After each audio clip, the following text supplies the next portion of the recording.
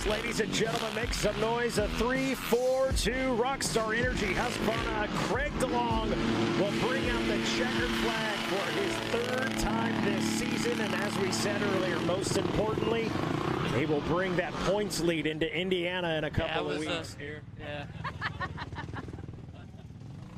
He's got to make the drive out to Indiana now. But nah, man, what a day! Just start to finish. It wasn't easy. Ryder, Ricky, and they were riding real good, man. And I just couldn't get away, and just kind of rode my race. I mean, I knew if I didn't make any mistakes, they were gonna have a hard time getting around me. So I did as best as I could to, keep it on two wheels, and that's what we did. I got a little bit lucky. I think Ryder went down right here at the end and kind of gave me a little bit of breathing room right here at the end. So, man, what a day. That was unfortunate for Stu. I heard he had some issues and was a little bit back. So you never want to see that, especially the two of us with the the championship and the battle we got going on. So bummer for him, but I'm sure in Ironman he'll be battling again. So yeah, I'll take it. It was fun. We were kind of pushing the limits, but not too far. Where the last lap I was trying to make moves and pass people, and I crashed a bunch trying to make passes. So that kind of hurt us. Craig got away, but Ryder crashed also, and I was able to get by him. And it was just hard to pass. We were all going so fast, and kind of had the fast lines picked out. So I would take other lines, and they'd be even or a little slower. So yeah, I was planning to be close enough in those fields at the end to make some aggressive, hopefully block passes or something, but couldn't make it happen. Went down too much and pulled her in for a second. It was close right there. Strang was coming hot right at the end, and there were some lappers coming through the last few corners that had me worried, but happy to hold on to it, and I feel really good. I'm excited to go to Ironman because last year I was able to win there, and I like that place, so we'll see. Thank you. Few and far between this year, so yeah, it's good, man. I haven't ridden that hard at a GNCC for, I don't know. It's just when you're by yourself, you just don't know how hard to push. And I was with Lyndon and GB there for a bit, and then caught up to Ashburn, and then last two laps he gapped me in the rocky section, so I knew the last lap, if I wanted to stay with him, I had to catch him before I got to the rocks, that way I could follow him. And I caught him just enough where I stayed on him, and then once we got out of the rocks, man, he was on. And I didn't know, I guess Lafferty was up there. Thanks. And we caught him. I thought he was a lapper, to be honest. I didn't, because I kind of forgot he was in our class, and we caught him. He must have had a crash or something, and we caught him. Jordan got around him, and then Ricky crashed, I think. So there was four of us all together, and it was yeah, it was fun.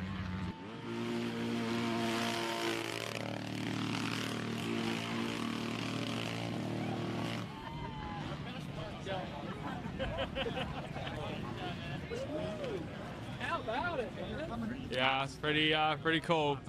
Definitely nice to get a win and go on to Indiana with a little bit more of a points lead.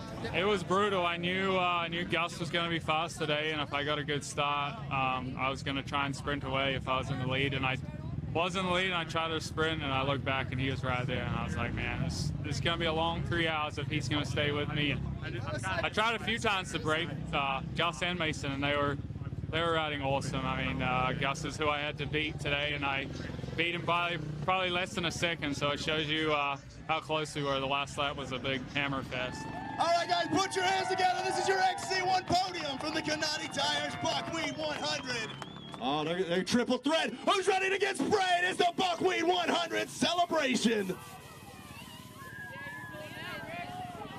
That is what it is all about right there. To the victor go the spoils. Uh-oh, there it is. Look at that. We'd love to see it. That is what they've worked so hard for day in and day out. All right, guys, I know they want a photo. Nobody wants to smile in front of a quiet crowd. You got to make a little noise. This is your XC2 Podium.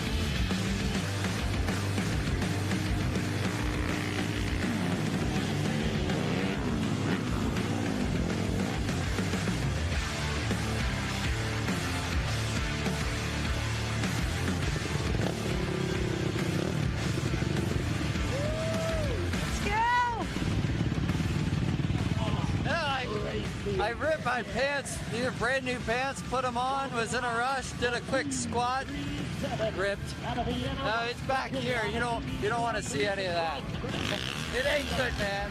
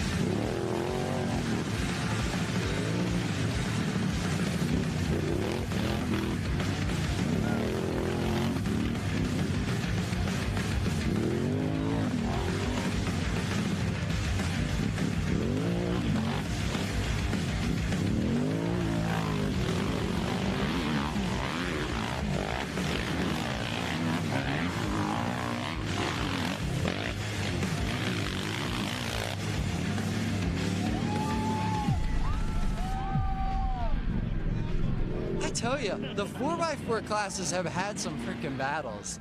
These top three, I mean, I'm telling you what, we are neck and neck. I mean, within 10 seconds between the three of us for the entire 2 hours. And it just makes for some really eventful racing. But yes, today we were even swapping positions a lot. And man, it makes racing really, really fun to do it like that. I mean, it's even more fun when you win, but you know, like even last weekend, last race, I ended up third. But man, we just had a great battle, and I've been having a lot of fun running with these guys this year. And like I say, just a little bit more fun when you win.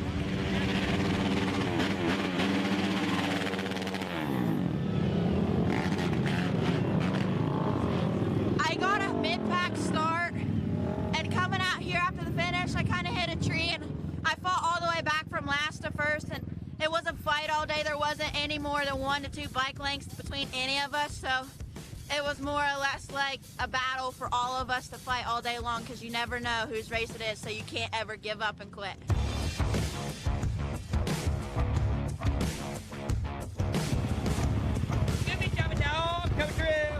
Glad we got some rain. You know, don't live too far from here. It's been super dusty, and you know, whole drive here yesterday, it pretty much rained on me. Got to the track, started biking. I'm like, wow, it's pretty dry. Are you ready to go GNCC racing?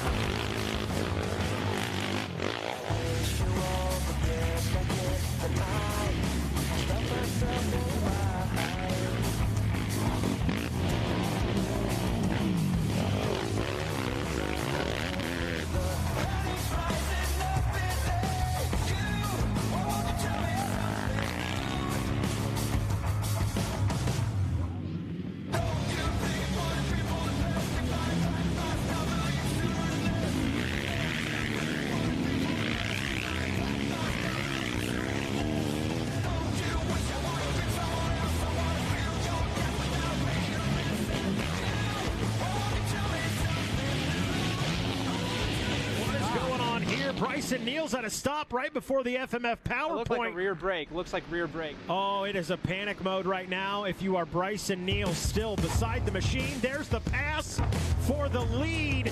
Oh my goodness. Walker Fowler out in front. Hunter Hart in the 2 spot now. That looked like it may have been either 11 or 3rd. Bryson Neal still working on his ATV. And ladies and gentlemen, make some noise. Your winner. Welcome back, Walker Fowler for the win. Are you kidding me?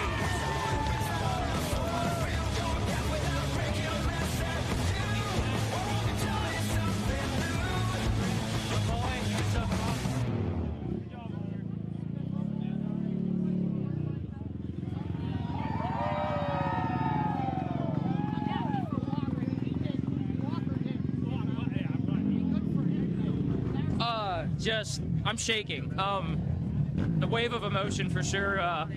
Kept myself in a position to win all day. Obviously, took advantage of some misfortune from that number 1 machine, but you always have to put yourself in a position to win, and we did that. I don't know. It's funny how maybe certain things are supposed to work out. Like, obviously, Bryson got hurt and came back with a vengeance and has been on a tear since, and I get hurt. And I'm not saying that I'm even in that right zip code, but it was just fun to compete again, to feel kind of like my old self, and just, again, not be in the way. Last race, I was just literally in the way, so it was so fun to actually race guys and pass people and pull away from guys, and just kind of a glimmer of my old self. And I've been working really hard, and it really shows. So it's good to be rewarded for that, and 1 win closer to the all-time wins list. So man, we're gonna go home, we're gonna enjoy it. I think we get so caught up in the moment sometimes that we don't enjoy it and we don't appreciate it. So we're gonna enjoy it and appreciate it.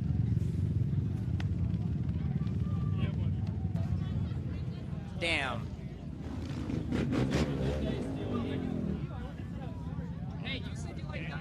You know, I don't know. I feel like I really left that one out there.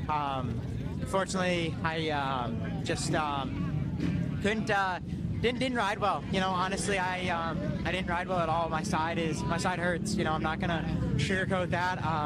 First 2 laps, I really struggled. You know, couldn't muscle the bike at all. And then from there, was able to put it together. You know, once Walker was ahead of me, it was actually almost better for me because I was able to just latch onto him, and he was able to pull me through. But no, you know, I mean, heck, you know, pump for him. A little bummed for us in the overall picture, but hey, it's a good day. You know, I never thought I'd be this bummed with a second, and we're not bummed. You know, I'm stoked. You know, there's 1,000 other people that would love to be standing where I am, and I feel like I let that one slip through. You know, I should have just been a smidgen closer at the end and tried to put a little pressure. But hey, all in all, I'll take it. You know, we made good points up for the number 2 spot this year, and gonna just go into the Ironman and be smooth. You know, be happy to take a little bit of time, get this side healed up pretty well, and yeah, see everybody in 2 weeks. Oh, you know, it wasn't bad. We got off to a better start than normal, and you know, was trying to make some moves early on to get around Hunter and, you know, try and roll Bryson in before he got too far away. And unfortunately, that didn't happen. We made a pass and kind of got T-boned three to four times there in the field. Wasn't too happy with it. You know, I thought the pro class would kind of race each other clean, and you know, but apparently we don't. So, you know, we ended up 3rd on the day. It is what it is, and you know, we got 1 round left. Please put your hands together. This is your XC1 Pro Podium. Your Commodity Tires P100. What a race. I mean, fireworks start to finish. Let's make it rain, boys. Champagne's popping here at the Buckwheat 100. I present to you the 2023 XC1 ATV Pro Championship. Make a little noise for your new champion. That's what it's all about right there. And the Phoenix Yamaha crew coming up to join. I want to get out of the way. Nobody wants to see me. These guys.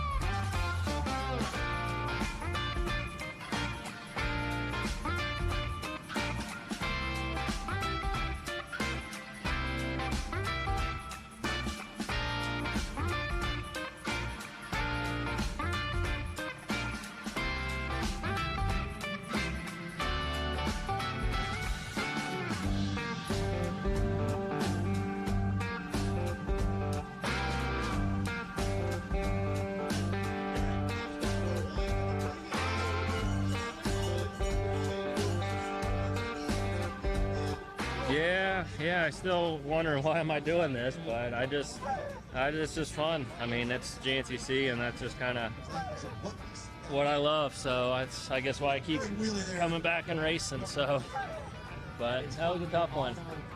I've never really rode mud like that on an e-bike, where it was like dirt bike mud, and it wasn't packed. It was just getting sucked up in your tires, and it was a mess. But somehow I managed to keep the bike together and make it to the finish, so pumped on that.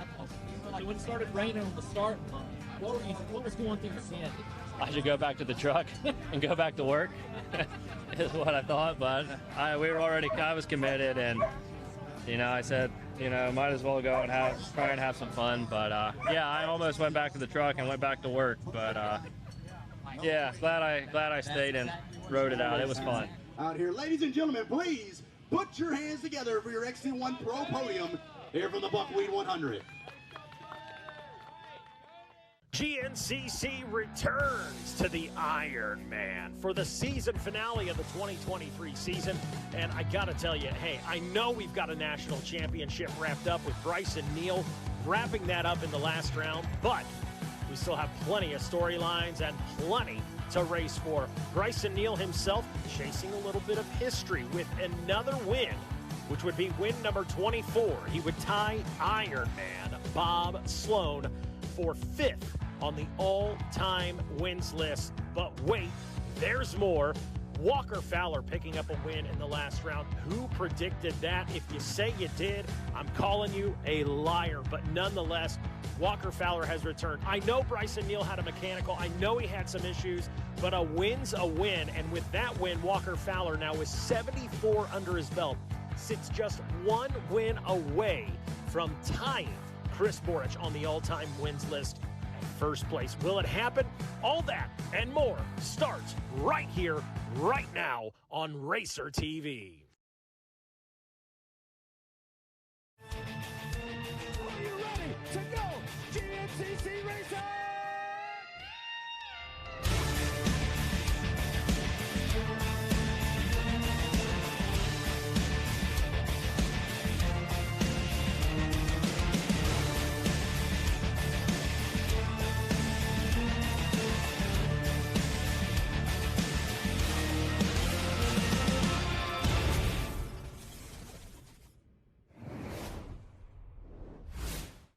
Good afternoon and welcome to round number 12, the season finale of the 2023 Progressive Grand National Cross Country Racing Series presented by Specialized, an AMA National Championship. We return to Crawfordsville, Indiana, the home of the Ironman, the home of the Shaver Family Farm, Tom's Marine Sales and Service, whatever you call it, I call it home, and there is no place like home. And boy, we have had an incredible season. The championship, it's wrapped up. It's Bryson Neal's capturing that in the last round of racing. Now, he did so in pretty dramatic fashion, had a serious mechanical, some battery issues, kept him beside the track for more than 5 minutes. He comes away with a 13th place in the overall, but it was good enough to wrap up the title. Can he return to his winning ways here to close out the season? Well, he's got motivation to. With one more win, he will move into 5th all-time on the wins list, tied with a man named Bob Sloan, or better known as Ironman Bob Sloan. What more special place to tie the man than at his home state here in Indiana? I got to think if Bob is looking down, he's got to be proud of that young man, Bryson Neal, for all that he has done. In addition to that, more storylines. Walker Fowler coming off a big win. And I know, hey, we took some heat. You guys, oh, you made it so dramatic. He won, but Bryson had a mechanical. I get that. Things happen. Bryson did have a mechanical, but guess what? Walker Fowler, right place, right time. He capitalized, got back to his winning ways. Do you want to see the mano-a-mano battle between Walker Fowler and Bryson? Absolutely. I want to see it as well, but that's not the way it went. Will it go that way today? Maybe we get a taste of what we can expect in 2024 at the end of this season here today. And also, with that win, Walker Fowler himself now sits with 74 all-time wins, just one win away from tying the all-time wins leader, Chris Borich. So, history on the line here today at the Ironman GNCC. So many other scenarios. Who's moving up from the XC2 to the XC1? Who wants to finish their season strong? The epic battles we've seen all season between Hunter Hart and Cole Richardson, the back and forth, no love lost on the track. All of that is going to be coming up in just a moment. But first, we want to take a look at the track we're going to be racing today. So, for a Yamaha course description, we'll throw it to our trail boss, Mr. Jared Bolton. Well, here we are. We finally came to the final race of the season, and it's a good one. The Ironman GNCC, and nothing beats this place. There's no atmosphere quite like the Ironman. And with that, of course, you got to have a super special racetrack. The track here, you think I'm going to say there's something for everyone, because that's what I say every week. But this is special. The dirt here is probably the best dirt you'll find on the face of the planet. Some may argue that. You know, some people think their backyard's got it, but I think it's right here at the Ironman. And this is a really fun, flowing race course. It's a little bit on the faster side. So the guys that are good at that fast stuff, they're going to really excel here, especially when you get out in the field sections, and you even get a little bit of motocross here. This event itself is beautiful. I mean, you see things here you don't see at any other GNCC. There's people that come and race here that don't race any other GNCC, and you know why? It's because the racetrack is just that much fun. Everybody loves Ironman, and this year, it's going to be a good one. That's this weekend's track description. Well, thanks a lot for that, Jared. Looks like we have got an incredible day of racing in store for you folks watching at home on Racer TV and live here in person. We're going to take a short break, get a word from our sponsors, and when we come back, we'll wave the flag and we'll go Ironman GNCC Racing here on Racer TV.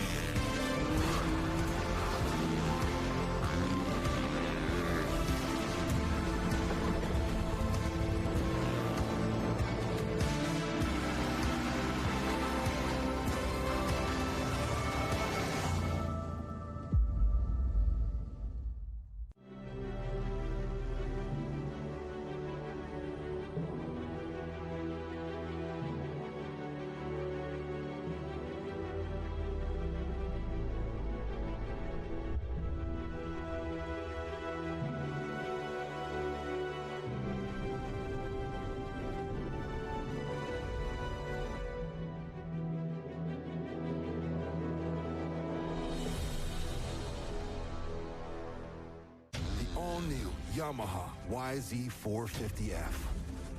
Narrower, more compact, and lighter. Built to do one thing: go faster.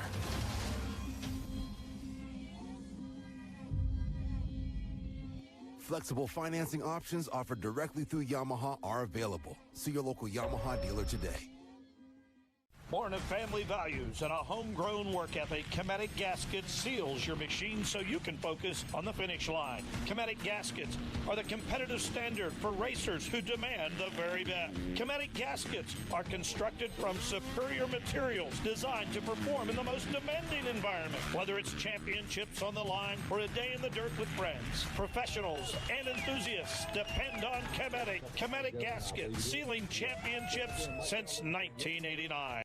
AMSOIL runs on freedom and has since 1972. We punish our products firsthand in our world-class laboratories and beyond, because some things can't be learned from a test tube. Run with us.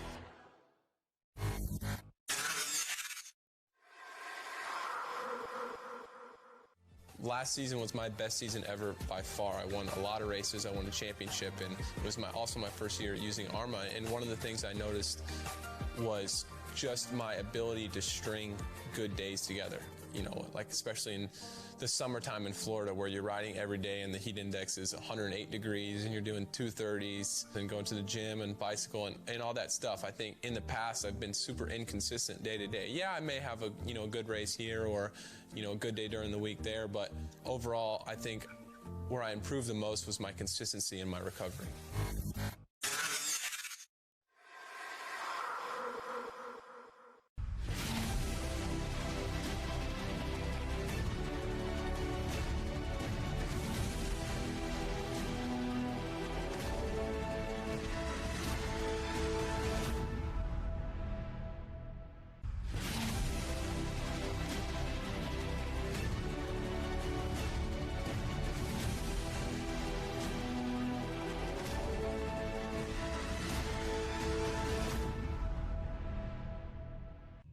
GNCC Racing on Racer TV is brought to you by Progressive.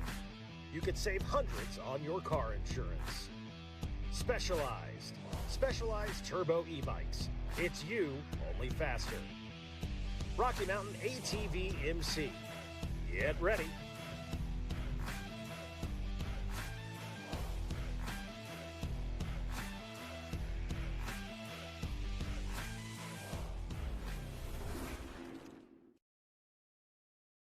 About it. Let's go Ironman Hill right over here, right? No, Ironman Hill is way over there. Right. So Parma Lee will be at Ironman Hill on lap 1, maybe lap 2. They'll be cheering you guys on. We hope that you'll be at the concert tonight cheering them on. Matt, thank you so much. Parma Lee is at the Ironman house today.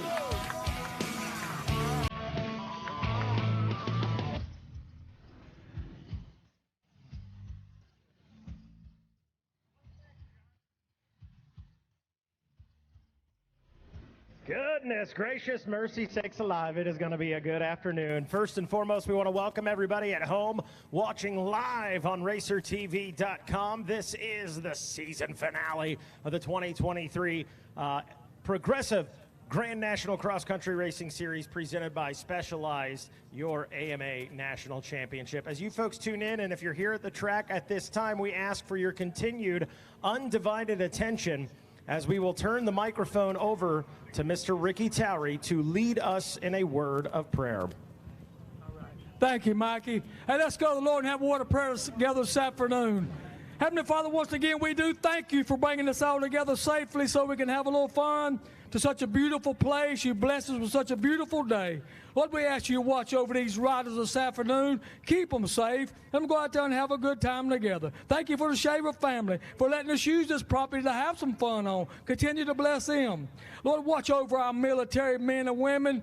We just couldn't do without them. They're protecting us and serving us. That's the reason we're out here free, being able to do what we're doing. Continue to watch over them. Be with our leaders each and every day at the high level and the local level, that they would make the right decisions for us. Lord, we know the holiday seasons are just right around the corner. Help us at Thanksgiving to spend some time with our families and be thankful for what we have. And then a few weeks later, Christmas will roll around. Help us remember what that's all about. You sent your son to us. He grew up and died on the cross so our sins could be forgiven. Lord, we just thank you for everything that you do for us each and every day. Continue to bless us. When this is over with, take us home safely so one day we'll get back together and have some more fun. In Christ's name we pray. Amen.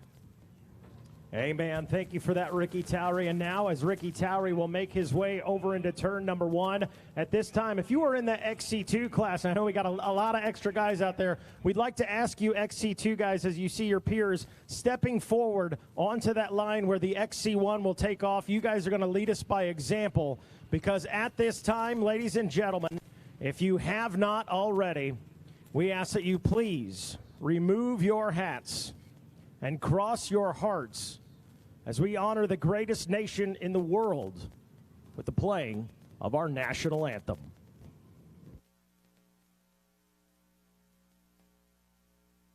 Oh, say, can you see by the dawn's early what so proudly we hailed. At the twilight's last gleaming, whose broad stripes and bright stars through the perilous fight o'er the ramparts we watched were so gallantly streaming, and the rockets' red glare, the bombs bursting in air, gave proof through the night that our flag was still there. Oh, say does that star-spangled banner yet wave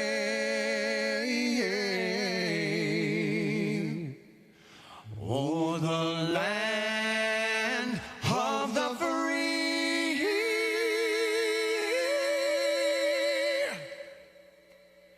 and the home of the brave.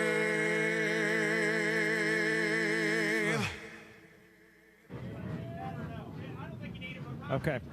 All right. All right. All right. All right. We are just about ready to set it off now here for the Yamaha Racing Ironman GNCC. And I know it is loud down here at the start, but Mixmaster Murphy is out of Ironman Hill. He's broadcasting down there the live feed of the audio. So if you're down there at Ironman Hill, I want you to make some noise. Big John, I got you covered, buddy.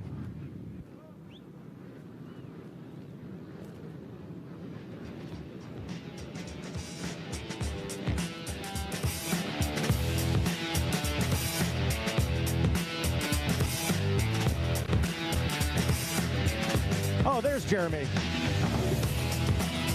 The man acts like he was busy or something. My goodness. You act like it's the largest off-road race, I don't know, maybe in history? Boy, we got to be close. Mercy sakes alive. Maybe we'll know tomorrow. Jeremy Holbert, are you ready? Let's do this.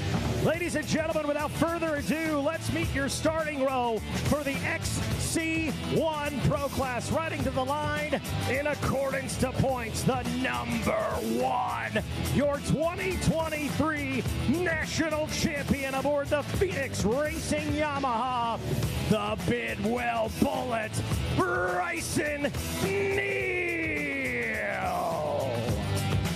Rolling to the line next, the number three out of Newfield, New York, on an HH Racing, Ithaca Recreation Sports and Fly Racing backed Yamaha, Hunter Hart. Rolling to the line next, the number four out of Edinburgh, Pennsylvania, on a Richardson Racing Action Off-Road and Kenda Tire backed Yamaha, Cole Richardson. Rolling to the line next, the 5-2-1 out of Waverly, West by God, Virginia, on the Ober Tires Moose Racing and Parts Unlimited backed Honda, Adam McGill, the Gator. Or is McGill really? He's silly. Now rolling to the line next, it's going to be the number 11 out of Akron, Ohio, on an Action Off-Road, GBC Tires and Rat Racing backed Yamaha, Josh Merritt. Rolling to the line next, the 6-2-1 and absolute rookie sensation out of Hillsboro, Ohio, on an SBR, GBC, and Pierce Performance backed Yamaha, Wyatt Wilkin. Rolling to the line next, the number 9 out of Pennsylvania, on a JMR, GBC, and Elka backed Honda, the Cobra, Jared McClure. Okay. Rolling to the line next, how about the number 6 out of Acme, Pennsylvania on an action off-road, Pierce Performance and Pro Graphics backed Yamaha, Jay Shadrod. Rolling to the line next, make some noise, Indiana Zone out of Petersburg, Indiana on an Abney Racing action off-road and Maxxis backed Yamaha, Austin Abney. Rolling to the line next and coming off a win at the Buckwheat 100 out of Rogers, Ohio on a WFR Yamaha Racing backed Yamaha, Walker Fowler. Rolling to the line next, the winningest rider in GNCC history out of Sunbury, Pennsylvania, aboard the Action Off-Road GBC Tires and AMSOIL backed Yamaha, Chris Borich. Rolling to the line next, the number 12. He wrapped up the XC2 National Championship. He steps up to battle with the big boys. I'm talking about the B&R Motorsports Kenda and HMF backed Yamaha of Stephen Harrell. And last but not least, the 714 out of Pittsburgh, Pennsylvania on a Bulletproof Doors B&R Motorsports backed Yamaha, Ronnie Rush. Shred the gnar, dog. We're here for it. I love it. Little surf action. There you go, ladies and gentlemen. That is your starting row for the XC1 Pro class here at the Yamaha Racing Ironman GNCC. And as our riders make their way onto the starting line, DJ Judd exits the Monster Energy Activation Transport. He jumps into the RMAX 1000 Yamaha. And at this point, we like to say, DJ Judd, remove the meat. It's always the sparkle helmet for me, Judd. It's the sparkle helmet. My goodness. Where are you heading, Judd? He's going that way. Look out. Look out. So as the Monster Energy Activation Transport makes its way off the starting line, all attention will go down into turn number 1, where the maestro himself, Ricky Towery, will take the reins of this race. And we go as he goes. Ricky now looks down at the watch. He looks across the starting line.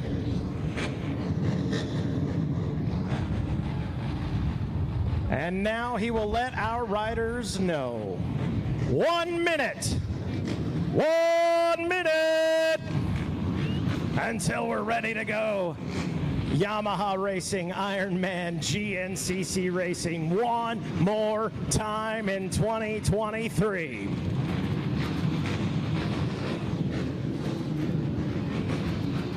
Ricky now looks down at his watch, waiting on the appropriate time to wave the blue flag, and there it is, guys. Shut them down, shut them down, shut them down, shut them down, as we are just about ready to roll now here at the Ironman. Shut them down. That's you, right there with the engine running.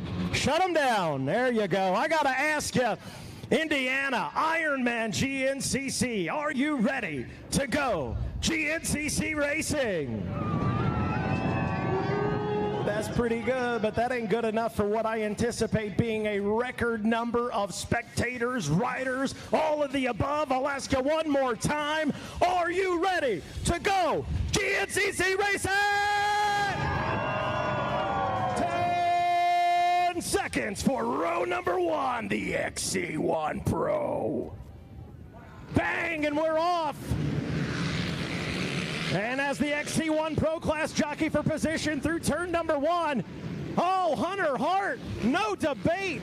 Mercy sakes alive. There goes the number 3, grabbing the whole shot and the early lead as we now turn our attention to the XC2 Pro-Am class. Alex Tiemann, Grayson Eller, Danik Paquin, Nate Harvey, Brandon Owens, Gabriel Nod, Kenny Schick, Nicholas Royalty, Tavin Cook, Dylan Hayes, Elijah McLean, Chase Allison, ready to roll in 10 seconds. Lane McCormick, Dylan Walraven, Chance Hickey, Corey Vandelender, Dayton Hickey, Tanner Walker, Damian Hawkins, and James Glotta.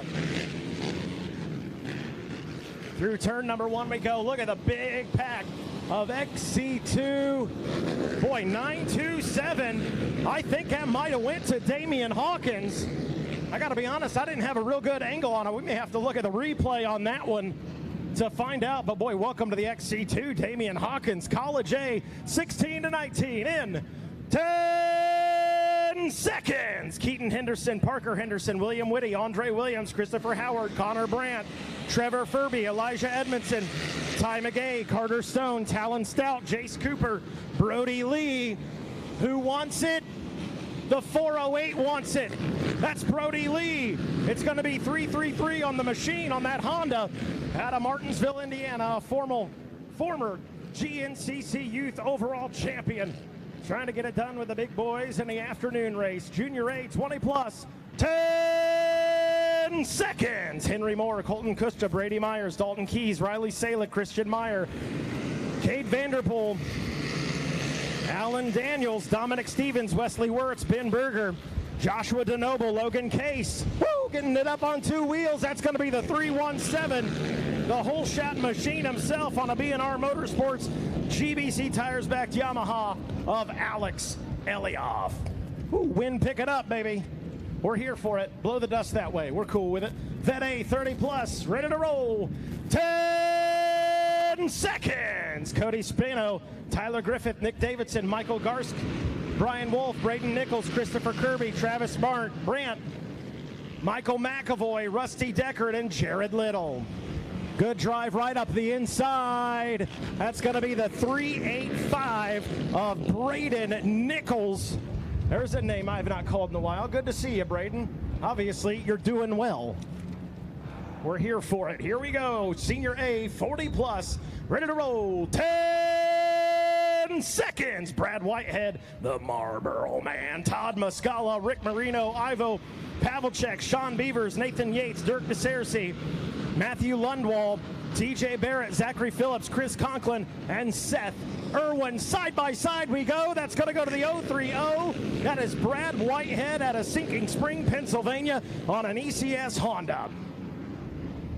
Blue flag in the air. We are ready for the College B, 16-18 in 10 seconds. James Berger, Bryson Bellamy, Hunter Rennick, Jace Thomas, Nicholas Malshow, Will Frolick, David Witt, Caden Scott, Blake Martin, Jack Neely, Alec Bayless, Logan James, Samuel Disher, Landon Kosler, Denton White, Quentin Gauker. Who wants the whole shot? The 420 does. That's Denton White out of Manchester, Ohio on that Young Cycle Works and LS4 Fibers back ride. Couple riders getting tangled up there in turn number 1. Got her sorted out. Both guys back on their machines and rolling. Junior B, 19 plus, coming up next in 10 seconds. Michael Worth, Evan Grannon, Rigdon Doran, Cole Smith, Garrett McCord, sorry about that, buddy. Logan Williams, Brandon Orr, Jacob Delaret, Trace Furby, Gavin Temple, James Miller, Cody Chisholm. Here we go, 501, bang, there it is. That's going to be Michael Donson on the Yamaha out of North Lima, Ohio. Couple rows left. Vet B, 30 plus, coming up next. Michael Plump, here we go. 10 seconds. Tanner Davisic, Daniel Hash, Christopher Strabring, Dustin Briscoe, Evan Jackson, Ken Bauer, Dylan Shahan, Seth Matt, Jared Mainers, Tyler Miller, Cameron Rolfe, Daniel Norman, Mark Devins, John Higgins, and Robert Henson. Oh boy, 138, maybe 358. I might need glasses. That one's on me. I have to talk to my wife about LASIK surgery, I think. Senior B, 40 plus, coming up next in 10 seconds. Shane Worth, Dave Osborne, Ricky Lewis, Jason Noble, Bobby McCauley, Greg Phillips, Travis Fleming, Mike Salick, Chad Wallace, Robert Stevens, Jason Triplehorn, Luke DeSersi, Leon Barnakovsky, and Scott Clinard. 608. That is Chad Wallace out of St. Clairsville, Ohio aboard the Yamaha. Do we have a clean and clear start line? We do, ladies and gentlemen. All right, you guys down at Ironman Hill, make some noise, have some fun. The party is on. We are well underway. Hunter Hart with a whole shot. Will it turn into a win? We'll be right back. Get a word from our sponsors, and we'll be back with more from the Yamaha Racing Ironman GNCC.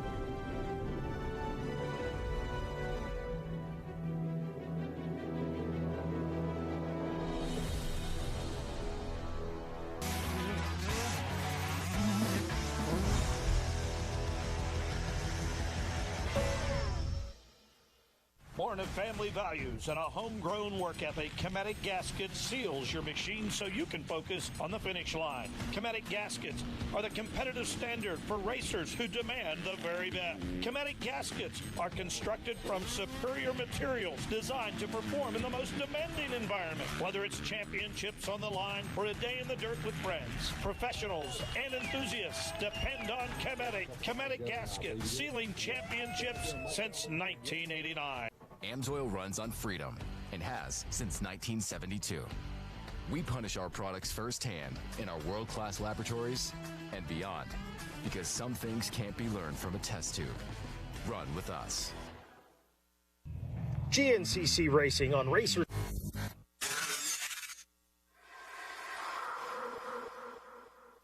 Last season was my best season ever by far. I won a lot of races. I won a championship, and it was also my first year using ARMA. And one of the things I noticed was just my ability to string good days together.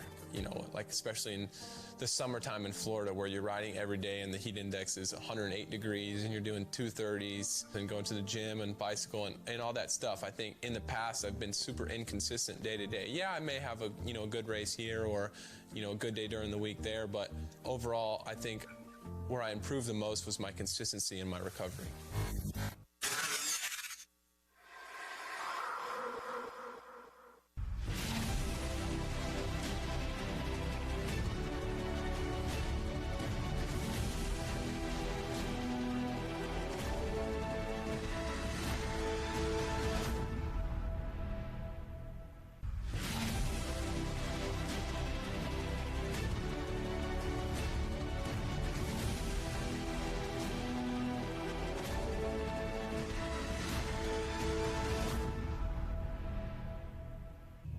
GNCC Racing on Racer TV is brought to you by Progressive.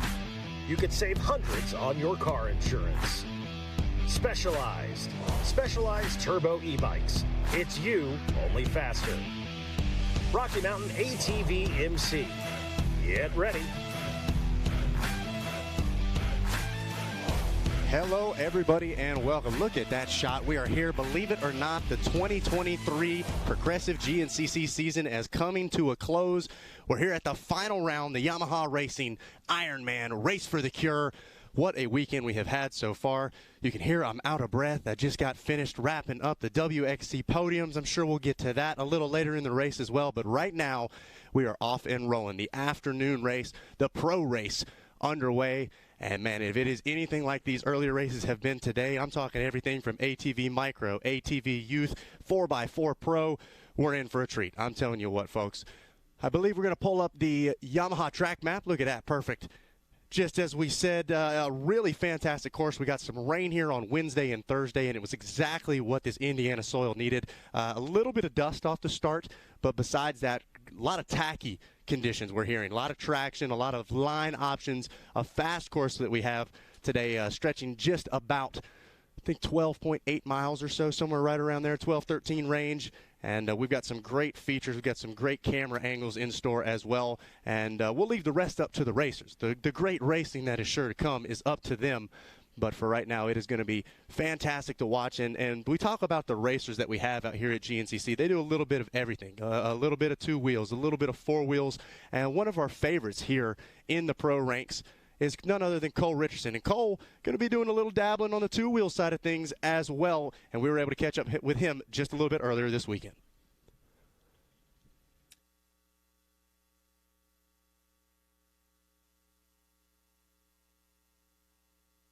I raced it back in 2015. I'm not sure if the rules changed, but obviously the sportsman class, there's no points, there's no plaques, there's pretty much nothing. And, it's the last race of the year. Everyone's going to go have some fun. Actually, pretty sure Wyatt's racing his. So I was trying to get a whole bunch of quad guys to get together, but, I think they're a little scared. But I just assumed all of you were scared of two wheels.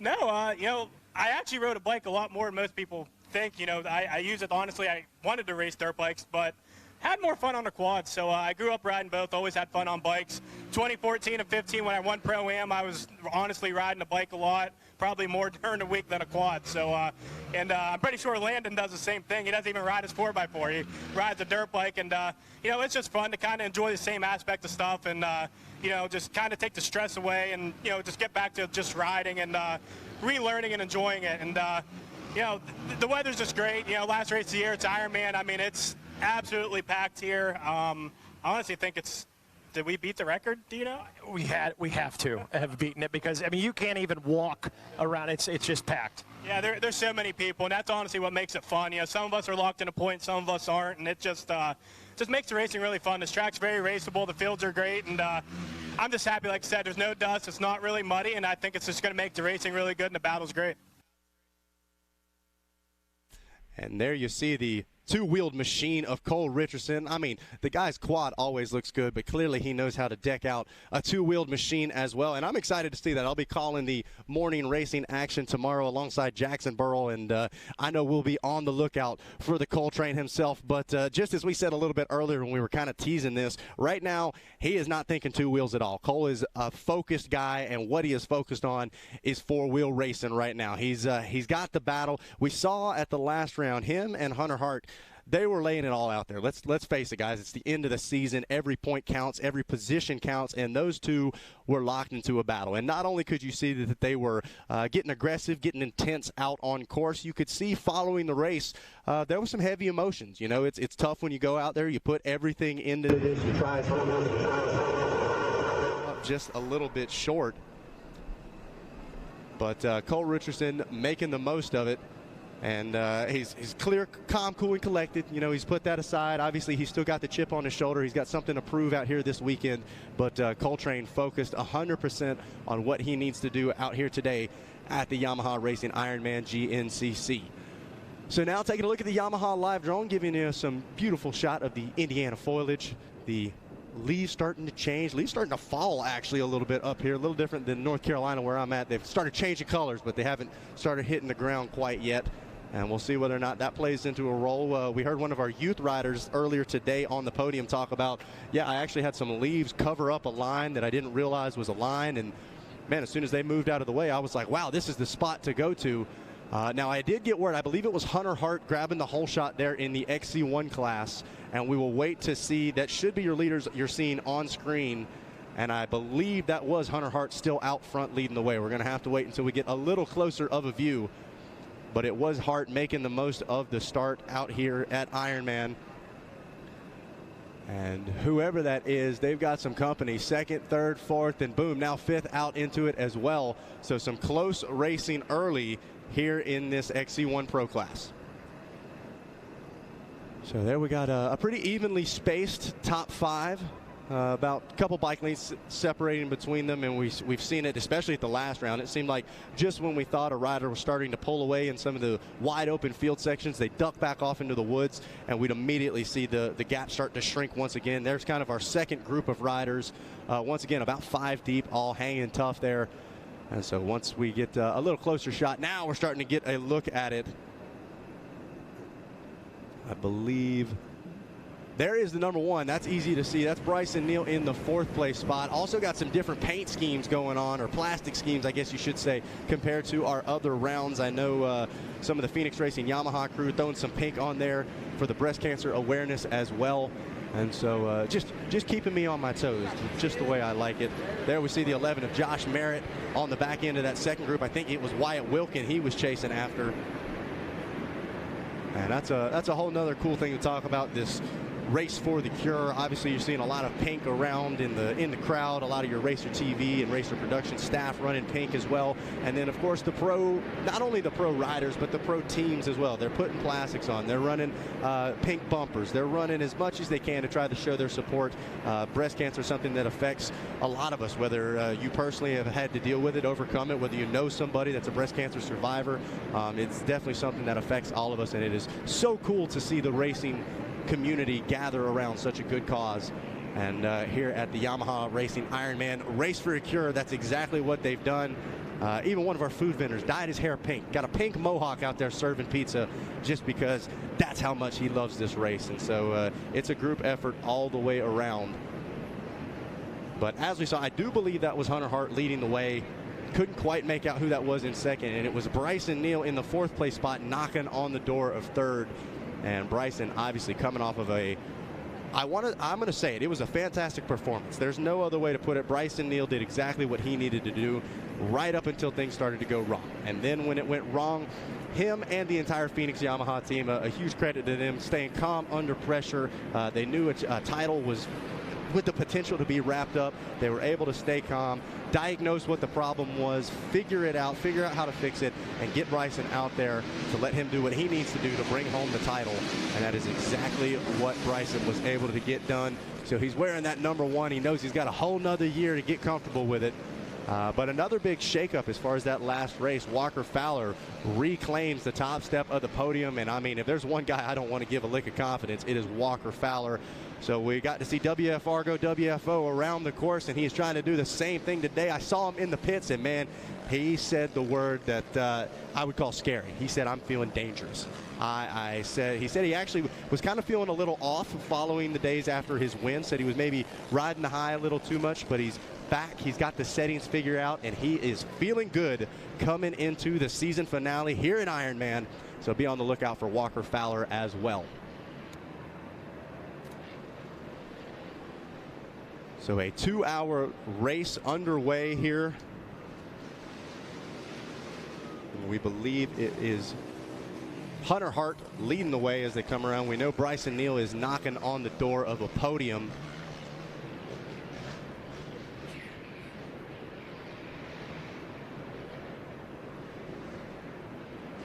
And as we take a look at the Yamaha live drone, searching around for our leaders.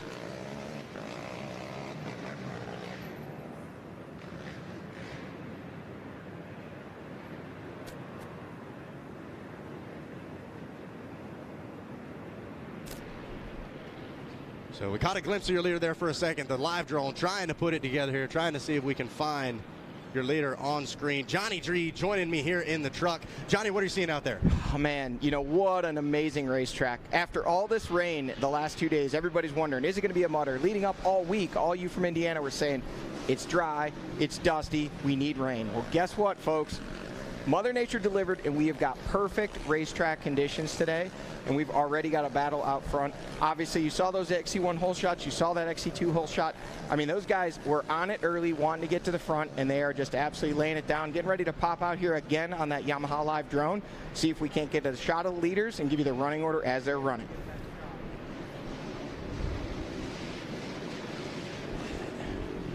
So we're squinting here, trying to look at Hunter Hart in P2 for sure. Hard to tell. That could have been Walker Fowler out front. Could have been Bryson Neal.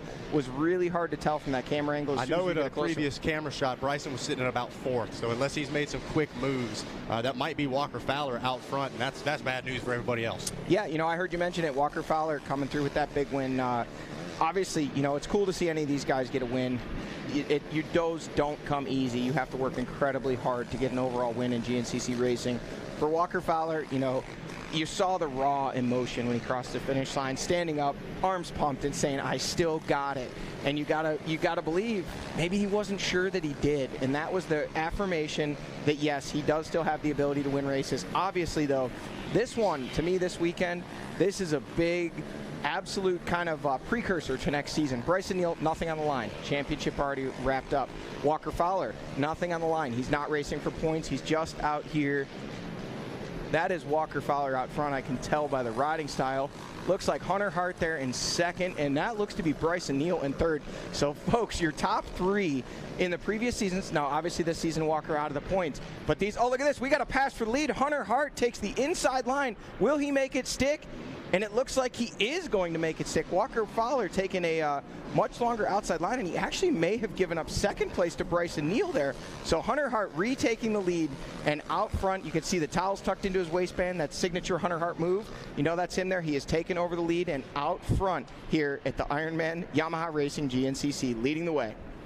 Well, Johnny, and you touched on it, we start to preview almost 2024 already as we get a better look of him on screen there. It is Hart leading the way. Yep, Bryson Neal there in 3rd. Looks to be Cole Richardson there in the number 4 spot. So those top 3 starting to get away a little bit, but Cole Richardson giving chase and saying, nope, guys, I want to be a part of this train. And then behind that, looks as though I can see a Camelback. Not many guys wearing a backpack Camelback. Honestly, don't know who that is there in 4th. Normally Richardson's the only one, and I'm pretty sure that's him in. Oh, look at that! You see that big kick coming out into the pit area there. Definitely Richardson in 4th.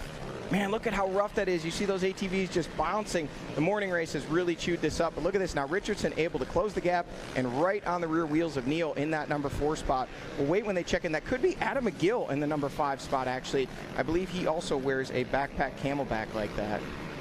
So we saw him racing down the hill there, but now your leader trying to put a little bit of distance between them. The close battles here for 2nd place.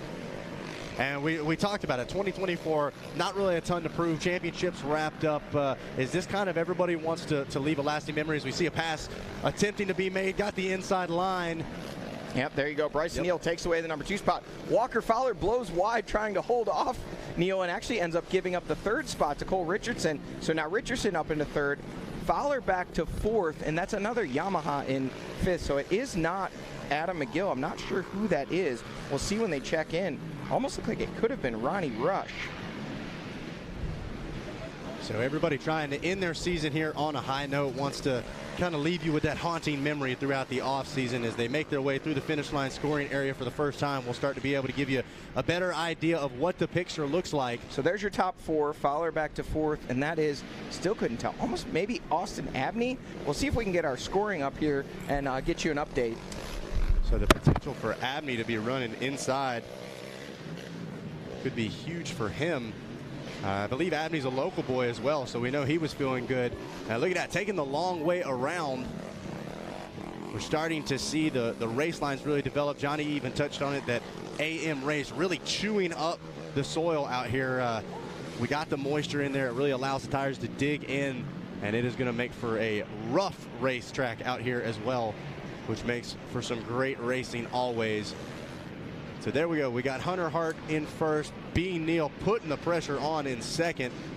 Coltrane in 3rd. Yep, Walker Fowler 4th, and that is Austin Abney in the number 5 spot. Indiana's home son, knowing that he can run in the top 5. He's done it here before. This is a track where he is going to really strut his stuff. Looks like we got the Gator back there in 6th. Actually, that is a changeup, because when they checked in scoring, you know what? I'm going to go ahead and guess that Adam McGill's transponder not working again, because we're showing Wyatt Wilkin in that number 6 spot, and then Stephen Harrell in 7th.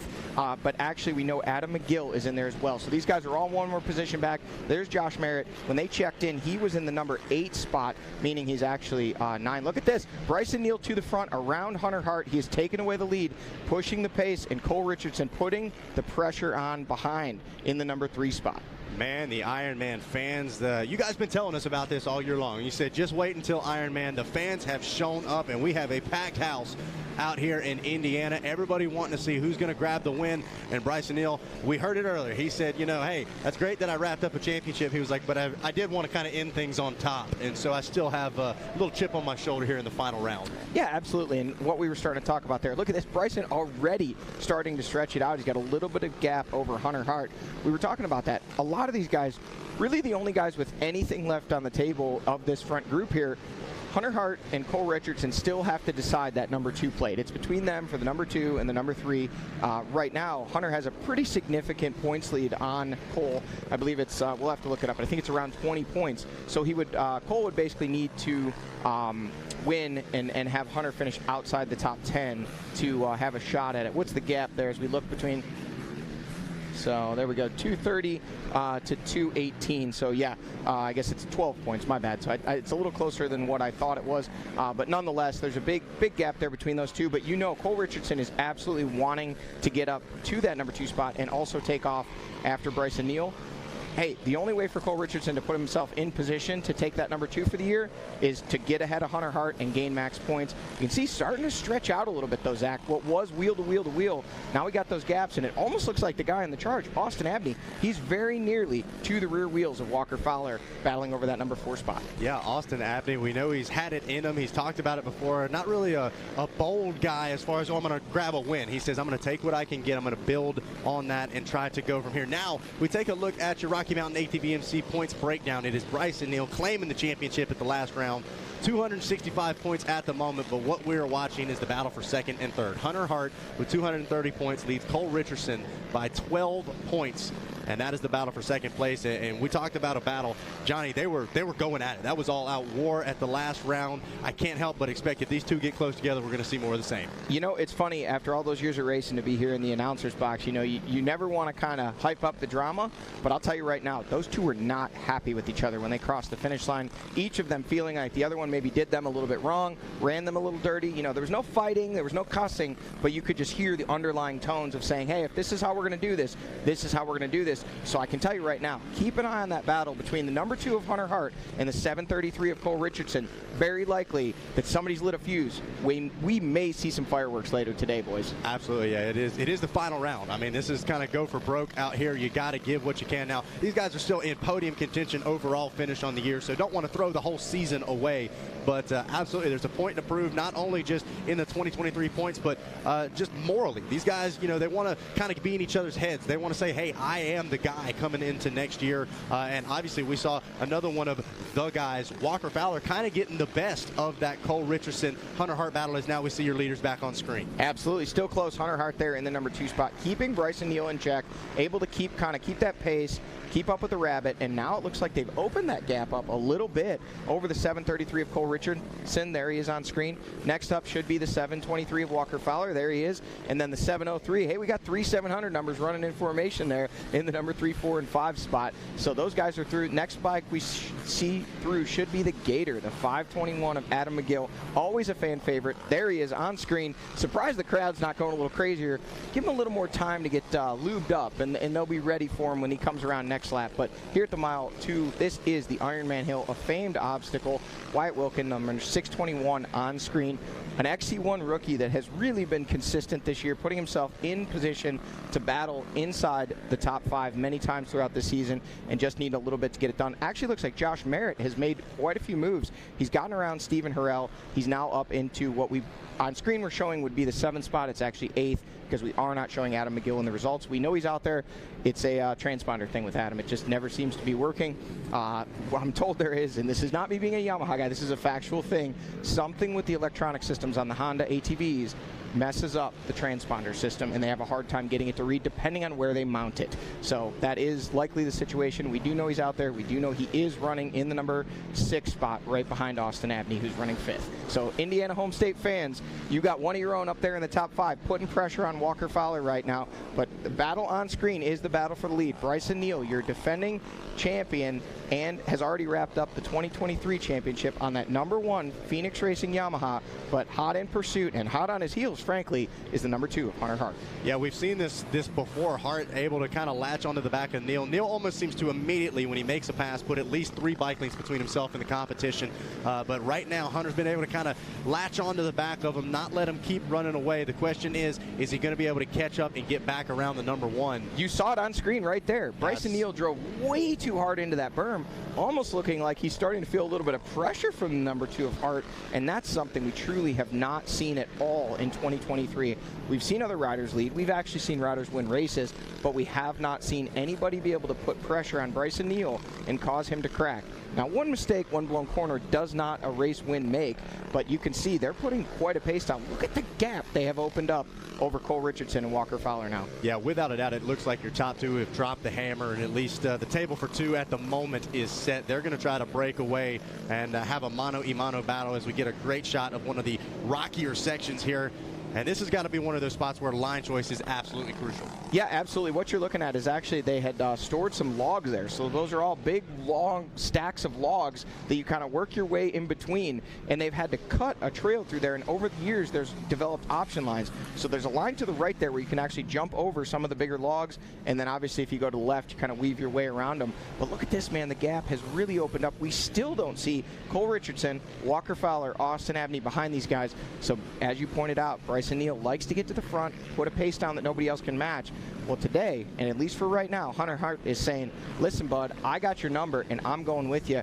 And, Zach, you're pointed out there, it almost looks like these guys are, I mean, they're right on the edge. You can see the back end's kicking. They are pushing for everything they have right now. Yeah, you can see right there the big number 1 getting a big kick on the back end, kind of threw him forward. Once again, drives it deep into the thick stuff in the corners, slows him down just a little bit, allows Hart to close back in. And so, like you said, curious to see not only clearly Hart can run this pace, it's how long. It seems like Bryson, he's almost the guy that breaks his competition. He's like, okay, we want to go fast.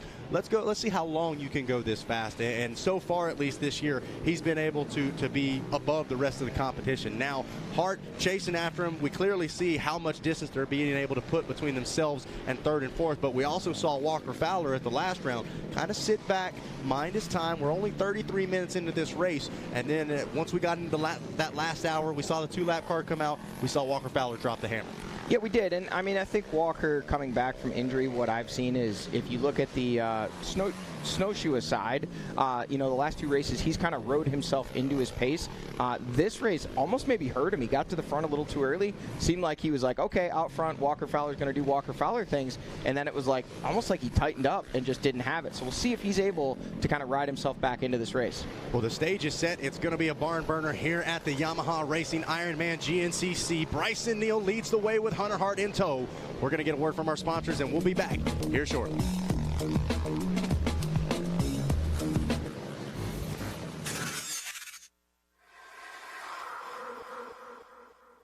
Last season was my best season ever by far. I won a lot of races. I won a championship, and it was also my first year using ARMA. And one of the things I noticed was just my ability to string good days together. Like especially in the summertime in Florida where you're riding every day and the heat index is 108 degrees and you're doing 230s and going to the gym and bicycle and all that stuff. I think in the past I've been super inconsistent day to day. Yeah, I may have a good race here or a good day during the week there, but overall I think where I improved the most was my consistency in my recovery.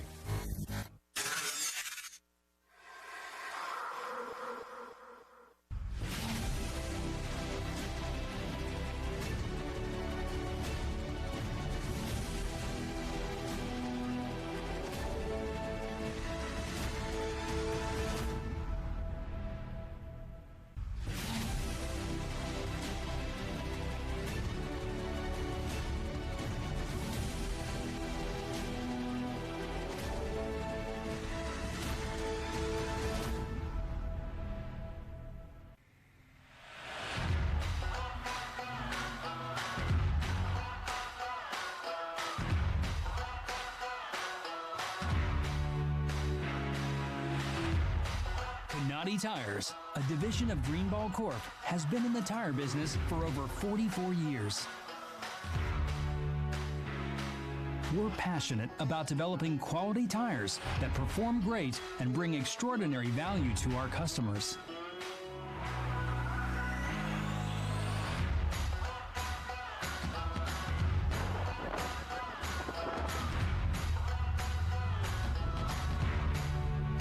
Whether you're looking for a tire that can handle your off-road adventures, need a reliable tire to take you from job site to job site, or simply want a tire with a beefier look that won't break the bank, then check out Canati Tires.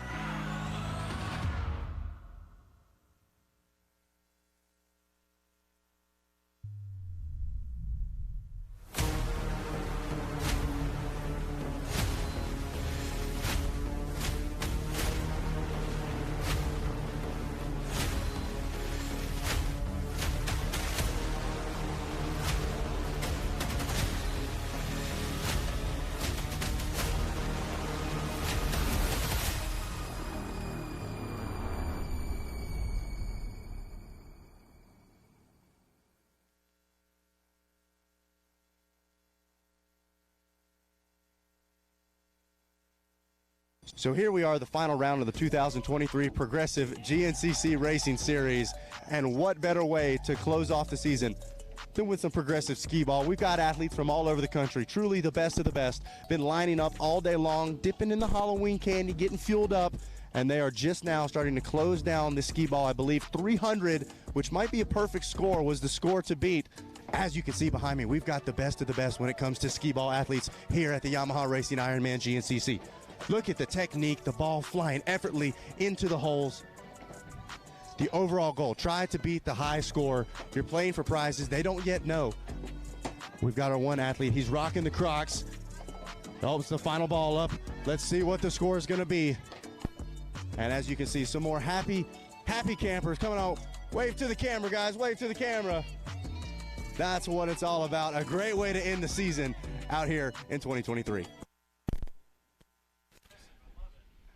And you guys may not realize, but that's the cream of the crop when it comes to skee ball athletes. That was all I could get was a quick wave. Their media personnel there said they didn't have time for interviews. But listen, I used to spend some time at the arcade when I was younger. Skee ball was my favorite game, and now the Progressive has brought skee ball to GNCC. I'm switching every insurance I have over to Progressive. I'm going to insure vehicles I don't even own. I'm just going to go to my neighbors and ask, hey man, can I get you some insurance for your motorcycle? I really would like to get some business to Progressive because they're letting me play skee ball at the races. But seriously though, thank you so much to Progressive for coming on board. We're so excited to have you guys moving forward. A huge part of the GNCC series, and definitely good to have them on board. They're off-road enthusiasts, motorcycle enthusiasts. They can, if you drive it, ride it, own it, they can insure it.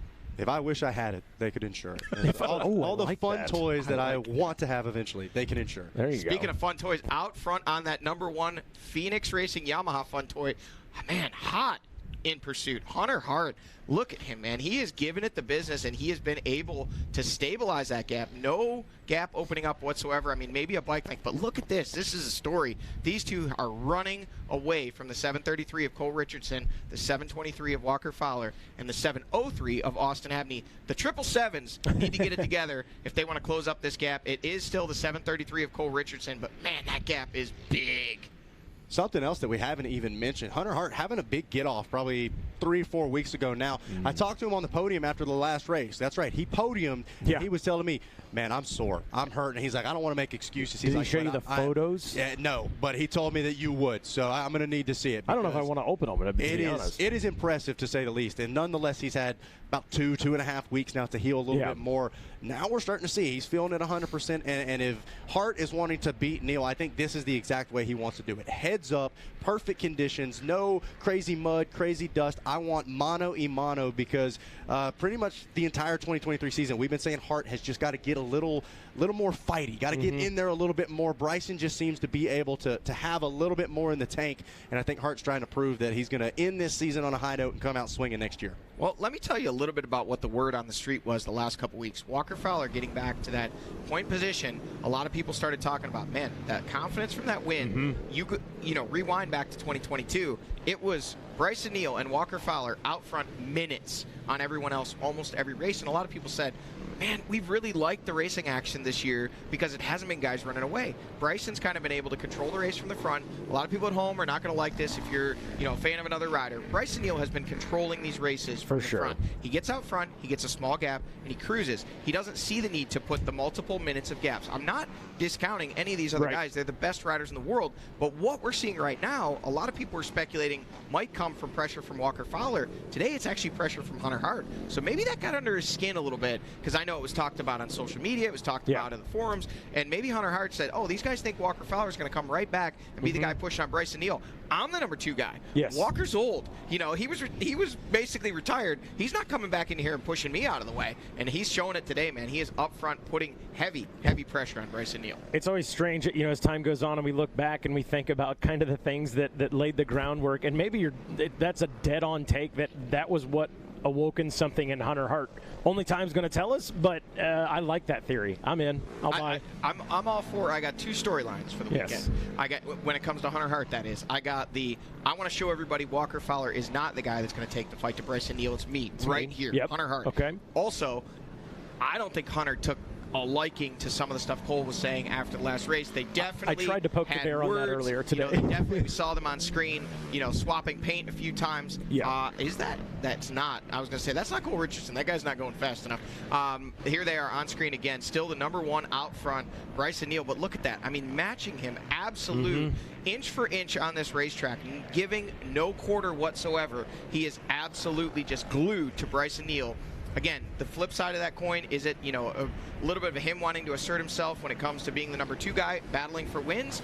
Or is it him saying, I want this number 2 plate, I'm not going to even give Cole a chance at it? And the way things went at the last race, a lot of heated words, a lot of glances, a lot of he said, she said when it came to the finish line. They kept it professional. They did, There was no cuss words, no disrespect, but, well, there was disrespect, but they kept it respectful. And right now, here is Cole Richardson taking a look across, saying, hey, where'd those guys go? He's got pressure from behind from the 723 of Walker Fowler, and there he is. I'll let you have it, Mikey. Indiana's own. Hey, Austin Abney. He always shows up, shows out in Indiana, and you got to love that for him. He needs this. Austin Abney needs a really good finish like this. Can he do it? Austin, I'm begging you, do it for the whole 2 hours, man. You got this. Austin Abney is a different animal inside the state of Indiana. Going back to his days when he was in XC2, even the A-Class, I can remember, and this is funny, he's right behind Walker Fowler right now. Years ago, I'm talking 2014, 15, maybe something like that, 16, I don't remember exactly. We went to an Indiana race. Look at this. Josh Merritt now on the charge has gotten around Stephen Harrell, putting pressure on the 621 of Wyatt Wilkin. Wilkin sitting there solidly in that 7th place spot. They have updated. They have McGill now in the 6th place spot, so that is updated. Those gaps, not correct. We're showing only 2 seconds back to Cole Richardson. We know that's more like 25, 30 seconds back. But Josh Merritt on the move. And going back to Austin Abney, man, when he was just an A rider, we would come to IXCR races as top XC1 riders, and he would give us the absolute business in Indiana. And then, I mean, he had from A class had like top 10, top 15 overalls. I believe had a top 5 overall from XC2 his last year in XC2 here. I believe so. Yeah. So he's just not just this track; it's the state of Indiana. He likes the dirt. Do we finally have a gap? No, just missed on Hart there for a minute, but he said, nope, just kidding, Johnny. Just single file on the bridge. I'm still here. And we saw Bryson taking a look back as soon as he got off that bridge, trying to see exactly, who it is and where they are in behind him.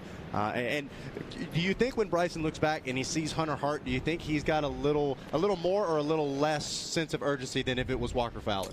I would say probably a little less sense of urgency, just because, at least this year, Bryson's kind of had these guys covered, but he's also got to look ahead to next year. And I think the biggest thing with Bryson is, right now, you pointed out, Zach, he's trying to break these guys. That's been his MO this year.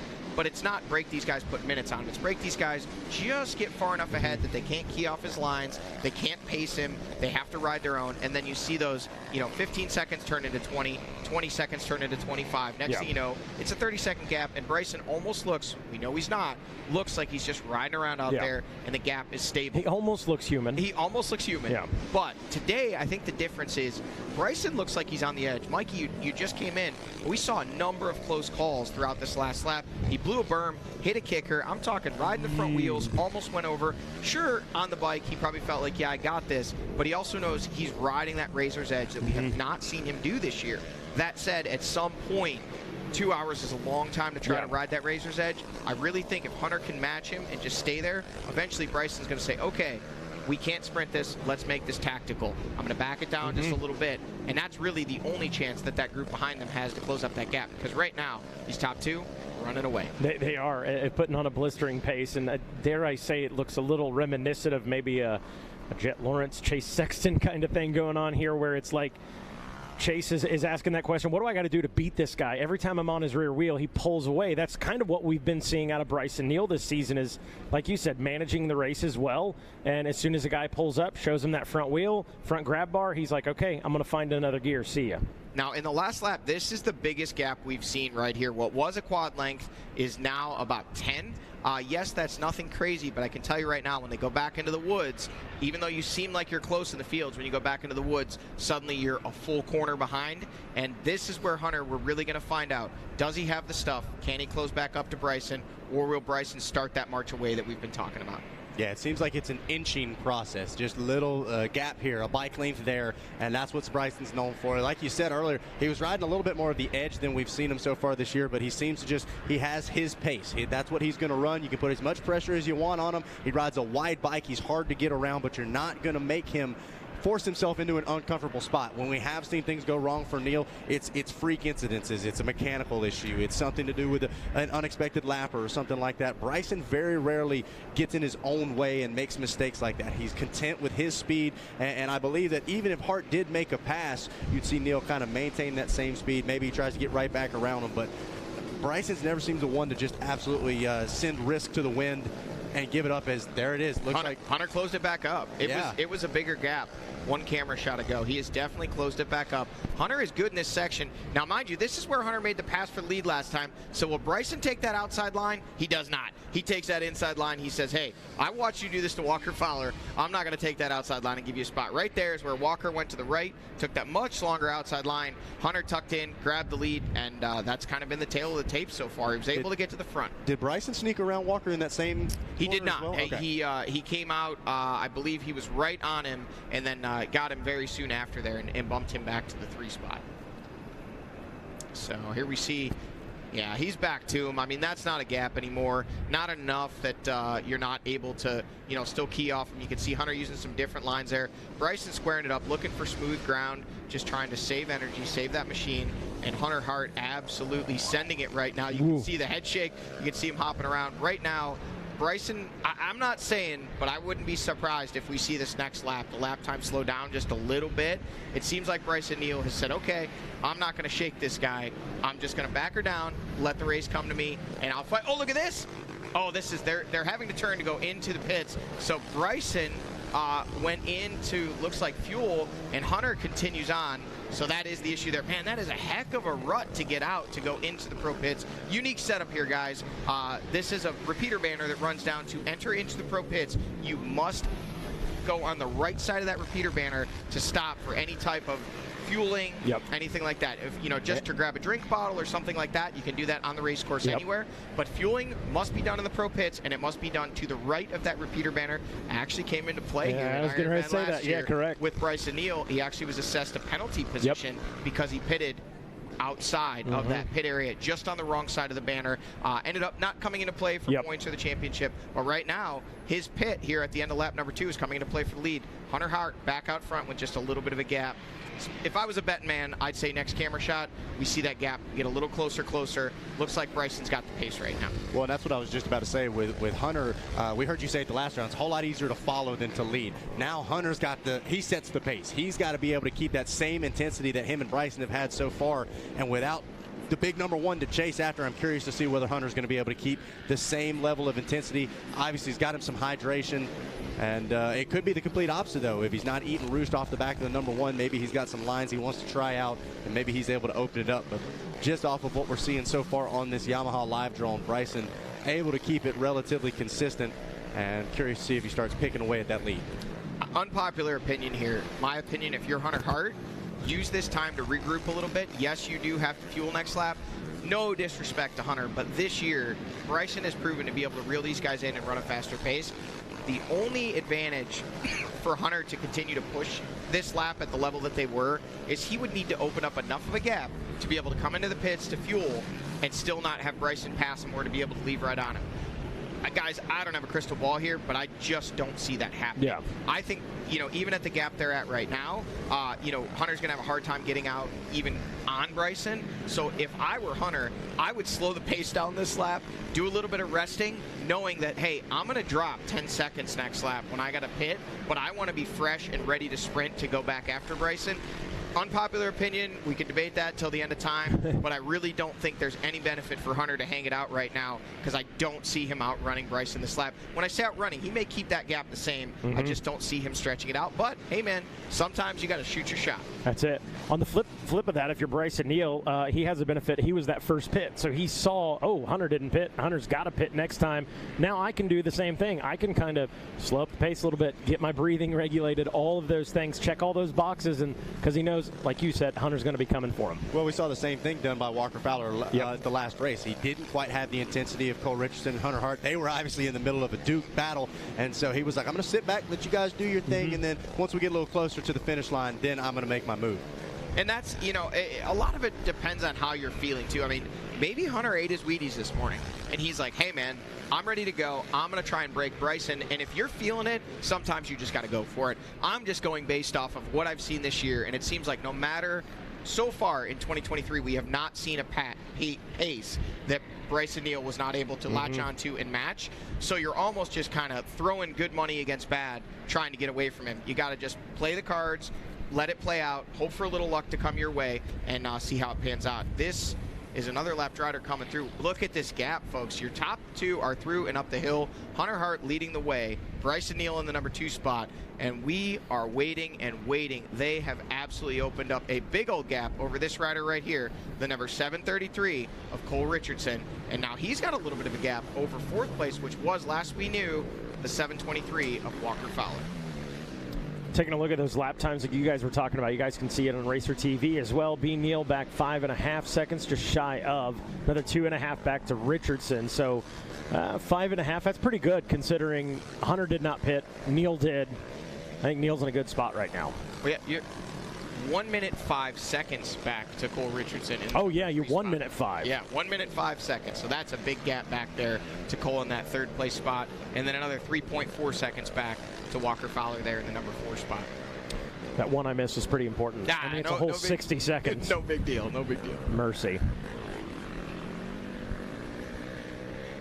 And curious to see, it seems like both of these last 2 races have had a fair amount of field and open sections. I heard a lot of the ATV youth riders, they all get giggly and smiley when you got a fast racetrack. They like going fast. That's what they like saying. And it seems like this kind of plays into the hands of some of these riders more than others as well. Some really seem to do well on the tight technical side of the tracks. And even just off this course itself, you can see Hunter Hart really does well in these open sections. Bryson's able to keep it closed, make a little bit of time up when they duck back in the woods. Yeah, absolutely. I mean, both of these guys, they've got their lines picked out. I'm sure they went out at least one, if not multiple laps of previewing this course on foot, on bicycles, whatever works for them. And, this is a track that has a lot of flow to it. If you can find your rhythm and kind of really just stay up on the pegs, keep pushing, and your bike is working, you can really push a pace that's hard for anybody else to match. And that looks to be what these two are doing right now. But the funny thing is, each one of them, as well as they're riding, are just absolutely matched. It doesn't seem either one of them can pull a lead. When they get to the front, the other's able to latch on and just go with them.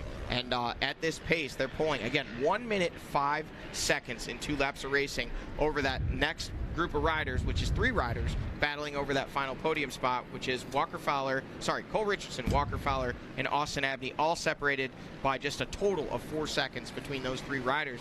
And lurking not too far back there, Adam McGill, only 13 seconds back there in the number 6 spot. So never count the Gator out. You know he's fighting last race of the year, wants to make a big statement for his fans.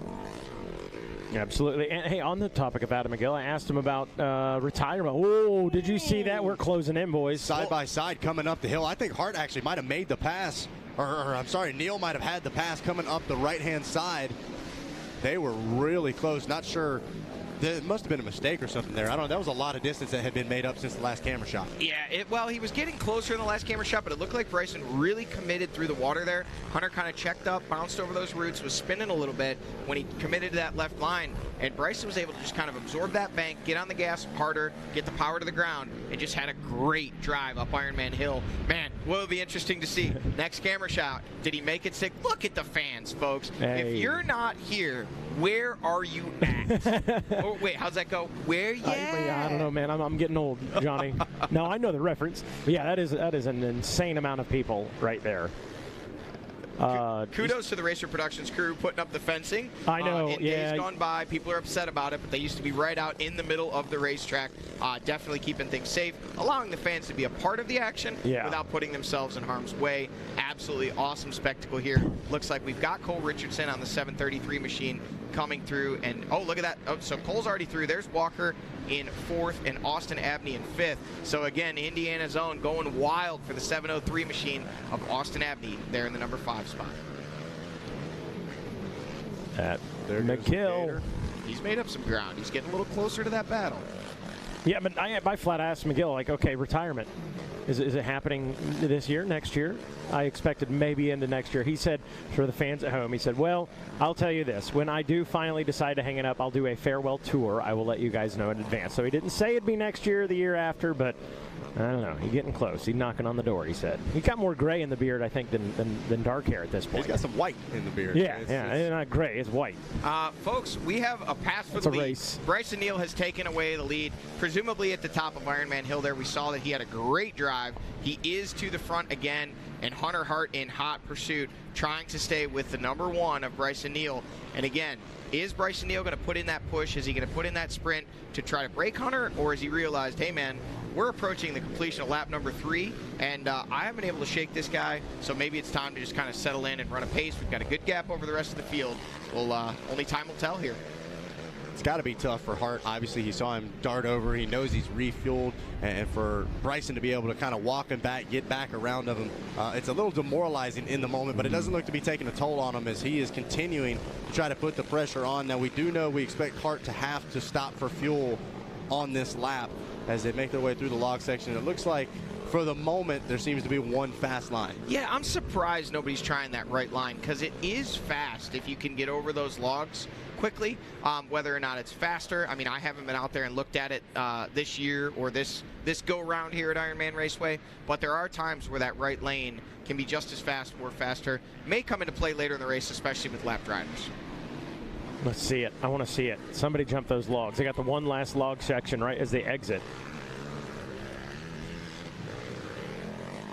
Looks like he's starting to open it up just a little bit, but we did see this a lap ago, and then when they got back into the trees, Hunter was able to close it back up.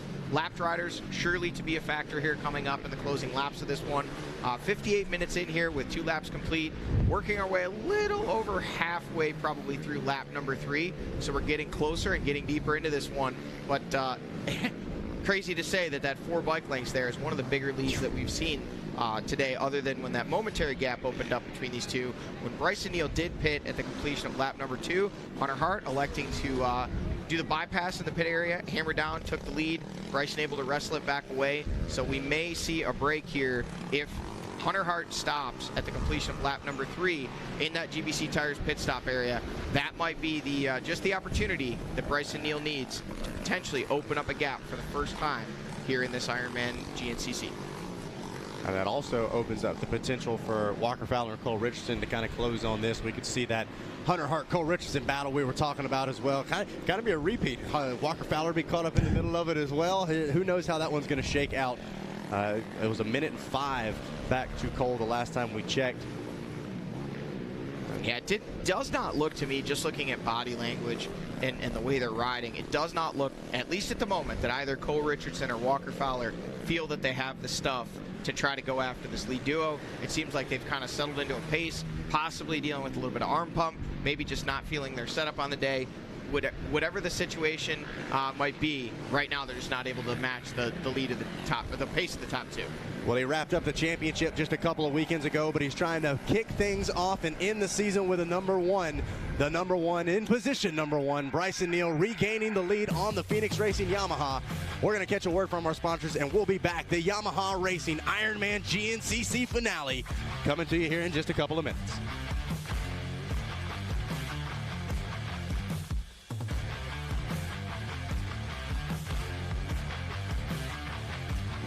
The United States Motorcycle Coaching Association has been setting a standard for motorcycle coaching since 2016. Coaching is important for all riders, no matter the age or skill level. The USMCA connects riders with coaches, whether the rider is just starting out on their motorcycling journey, to a competitive amateur racer looking to reach their next milestone, or the professional athlete trying to clinch a title. Download the Motorcycle Coaching app and get connected to a USMCA certified coach today. How would you like to go to a school where we take into consideration how students learn best? Well, we do that because we find if we can build the curriculum around the things you are interested in, you're going to do a better job. The mission at On Track School is that educational success is possible while chasing your dreams. Not only will our staff help students to achieve success, they will cheer you on to the finish line. We encourage you to check out On Track School at ontrackschool.com, where we can help you chase your dreams and still get a quality education. OnTrackSchool.com. Check it out. Unleash aggression, reliability, and premium quality with Kenda tires, delivering exceptional performance on all types of vehicles: automotive, ATVs, UTVs, motorcycles, bicycles, trailers, lawn and garden, and even golf. Trust Kenda tires to guide you on your next adventure. Kenda, designed for your journey.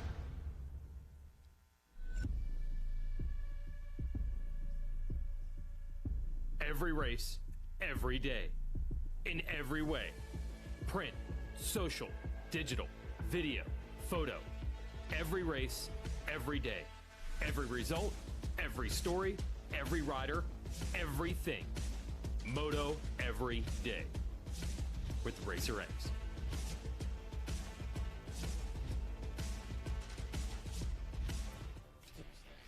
Hello, everybody, and welcome back. The 2023 Progressive GNCC Racing Series has been phenomenal, and it's hard to break down the top 10 moments, let alone the top 5, but we're going to do it anyway. The top ATV moments here from 2023, starting with number 5. We got Hunter Hart winning rounds 4 and 5, putting himself into that title contention, putting himself into the talk as one of the guys here in the XC1 Pro class. That is exactly what he has done, trying to continue to do that here today with an impressive performance, sitting second the last time we saw. But Hunter Hart really kind of come into his own here in 2023. Yeah, absolutely. You know, Hunter came in as a championship threat. Bryson wins the first 3. He's able to fire back at rounds 4 and 5, making it a serious conversation. Now, talking about a fan favorite, you cannot not mention the Gator, Adam McGill. And I'm telling you what, round 7, Adam McGill gets the job done despite all odds and grabs the win. We could see the emotion not only from the Gator himself, but from the Gator Mafia, the McGill Mafia, the fans going absolutely crazy. Probably one of the wildest podiums I've ever been a part of. Anytime McGill's there, whether it's the podium or Howard's Hole, the fans are stoked up. Now we get into the top 3. Cole Richardson getting the job done finally at round 8. He was in the mix, he was in the fight, and finally put all the pieces together at round 8. A huge congratulations, and that was hard fought. As you can see, coming all the way down to the line. And, hey, you want to talk about the sign of giving everything? We won't tell you what that is, but he even gave up his lunch for that one. It wasn't milk. Spraying the champagne. He was clearly getting rehydrated. There you go. And number 2 on the list, just a couple of weekends ago, there we see Ricky Tower anxiously awaiting, and there we go, the return. Walker Fowler on the top step of the podium, and man, that was another one. Just an emotional thing to be around. coming from Walker, Mark Knob in there, the whole crew, even Johnny G jumping in there. Man, that was really cool to see. Yeah, absolutely. You know, a guy that's won 73 of those things, getting his 74th 2 weeks ago at the Canadi Buckwheat 100 and serving, that rolling into 2024, he said he's coming back, and he said he's here to try and get some more race wins. But the number one, the 2023 ATV GNCC moment, the number one of Bryson Neal. He backs it up. He stayed locked in all 2023, no matter what happened. And Bryson Neal wins 6 out of the 11 rounds that we've had completed so far to take the 2023 XC1 Pro ATV Championship. It didn't come out without some drama, guys, but he got the job done and made it happen out there. 6 out of the 11 rounds. Still waiting to see how things are going to shake up today, but man, what a season for Bryson Neal. Yeah, obviously probably, you know, a little bit of a scary moment for him 2 weeks ago, you know, coming across the finish line after having a bike issue, having to salvage points on the day, wondering, did I win it? Did I get it done? But today, leaving no doubt out front, leading the way, and hoping to put himself in the middle of the podium for the 7th time in 2023 out of 12 rounds, meaning he will have won over half of the races. That's crazy. And that is a solid stat for anyone, let alone a now 2-time GNCC overall champion. You know, adding some history to that, you know, if Neal hangs on to win today, as we mentioned, he would tie Bob Sloan. And then in that same breath, Walker Fowler, if he were to win today from the 4th spot, and I'm certainly not saying he can't do it because the man has done greater things, he would tie Chris Borich on the all-time wins list. So we're still chasing history here. That's beautiful. Yeah, that's a lot of wins between those guys. Yeah. And Hunter Hart has a few. Cole Richardson has a few. Sitting back there in the 6th place spot, Adam McGill has a couple. Austin Abney, the only guy in the top 6 that's right it, now man. He's without gotta a go get win. it done. So, you know, I'm not going to lie to you. I was expecting big things out of Austin Abney this weekend. Yeah. I had him as my dark horse for a podium. I could, for Currently sure. running in the number 5 spot. He is there. He can see Walker in front of him, Cole just in front of him. We'll see from this camera shot here in a moment. He's very much in sight of the podium, and that's something that you can't shake a stick at. To be able to do that, you have to ride an ATV at a pretty scary rate of speed. Yep. And right now, Adam's looking Austin is looking very comfortable doing it. Again, Adam McGill lurking back there in the number 6 spot, not far off the back of Austin Abney. So realistically, 4 guys, when we last saw, had a shot at this final podium position, and here comes the battle. It is still the 733 of Cole Richardson. He does now have some pressure. Looks like Walker Fowler starting to get a little racy, putting a little bit of pressure on the back of the 733 machine, and they've opened it up just a little bit over the 703 of Austin Abney, and now heavy pressure from the Gator, Adam McGill, back there on the number 521, all over the rear wheels of Austin Abney, trying to wrestle away that number 5 spot. Battle for the lead on screen. Taking a look now, it's not the biggest, but not the smallest gap we've seen so far in this race, but Neal in control of it. Man, I'm telling you, Austin Abney, he was in swamp country there. He had gators all over him. McGill, you like that? You like that? I do. He's swamp country, got gators all over him. Zach coming through with the heaters today. Where was that in Palatka? I'm trying, man. I had to get the wheels turning. I get it. Well, the wheels turning right now, the fastest are the 8 wheels on the 2 machines of the number 1 of Bryson Neal and the number 3 of Hunter Hart out front.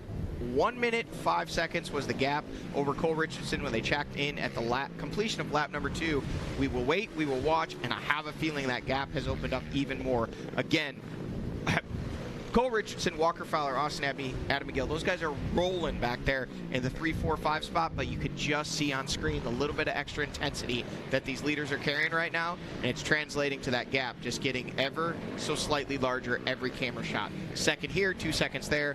I wouldn't be surprised to see that minute 5 up closer to a minute 20 plus at the completion of lap number 3 here in just a few minutes. Well, you talked about being able to see the intensity on camera, even just in the quick glimpse that we saw. It looks like Walker Fowler, a very emotive rider. You can kind of see the body language when he really starts to pick up the pace, and it looked like he was really putting the pressure on the back of Coltrane. So Cole not only chasing after the riders in front of him, he's got to deal with the multi-time champ behind him, Walker Fowler. I think what we're going to see here in the next couple of camera shots, from what I saw in Walker's body language, again, guys, this isn't some kind of clairvoyancy. I'm not trying to pretend to know things that no one else does. When you race for that long, you start to be able to see the way guys are sitting on the bike, the way they're holding the handlebars, you know, whether they're sitting or standing, how they're attacking corners. Walker Fowler looking very, very racy right now. He did not look that way the last lap and a half. Seemed like early in the race he was out front, feeling good, and then it was like, you guys can't see the motion at home, but like just tightened up like Popeye. Just, hey, this is happening real fast for me. I'm not used to being up here. He looked like he got really tight. There is Cole Richardson, the 733. Right behind him there is the 723 of Walker Fowler. Again, those two starting to pick up the pace a little bit, and I think we're going to start to see that battle really develop between those two. And look at this, McGill around the 703 of Austin Abney. So dropping Abney back to 6th, McGill up to 5th, and he's putting a charge in, trying to go after Richardson and Fowler. Getting up there in that fight with the boys out front. Got reports, sounds like it'll be a 5-lap race. So Ford certainly would have ran it short because I think they're doing in less than 5 or close to it. So 5 laps, I'll take it. B. Neal on screen through mile marker 10, and Hunter Hart in pursuit. Hunter Hart has to get to the rear wheels and be right on him, because when he goes into those pits, he's going to want to see what the gap is so he knows what he's got to make up. Right now, he's got just enough of a gap. That's a couple extra seconds, 8-9 seconds in the pits, another couple seconds with the in and out, the way the pits are lined out. Talking 10 to 12 seconds, I would say, but he's already probably 2, 3, 4 down. Now we're pushing up close to that 15, 18 seconds, and that's going to put him completely out of eye shot everywhere except for the fields.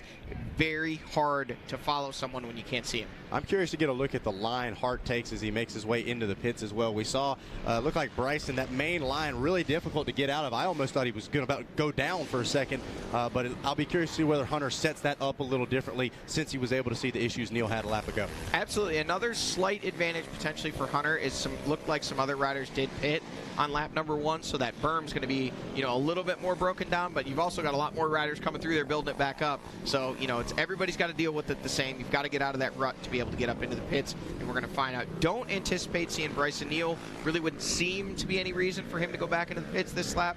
He should, having completed with 2 laps down, he should be able to run the last 3 of what we're being told will be a 5-lap race.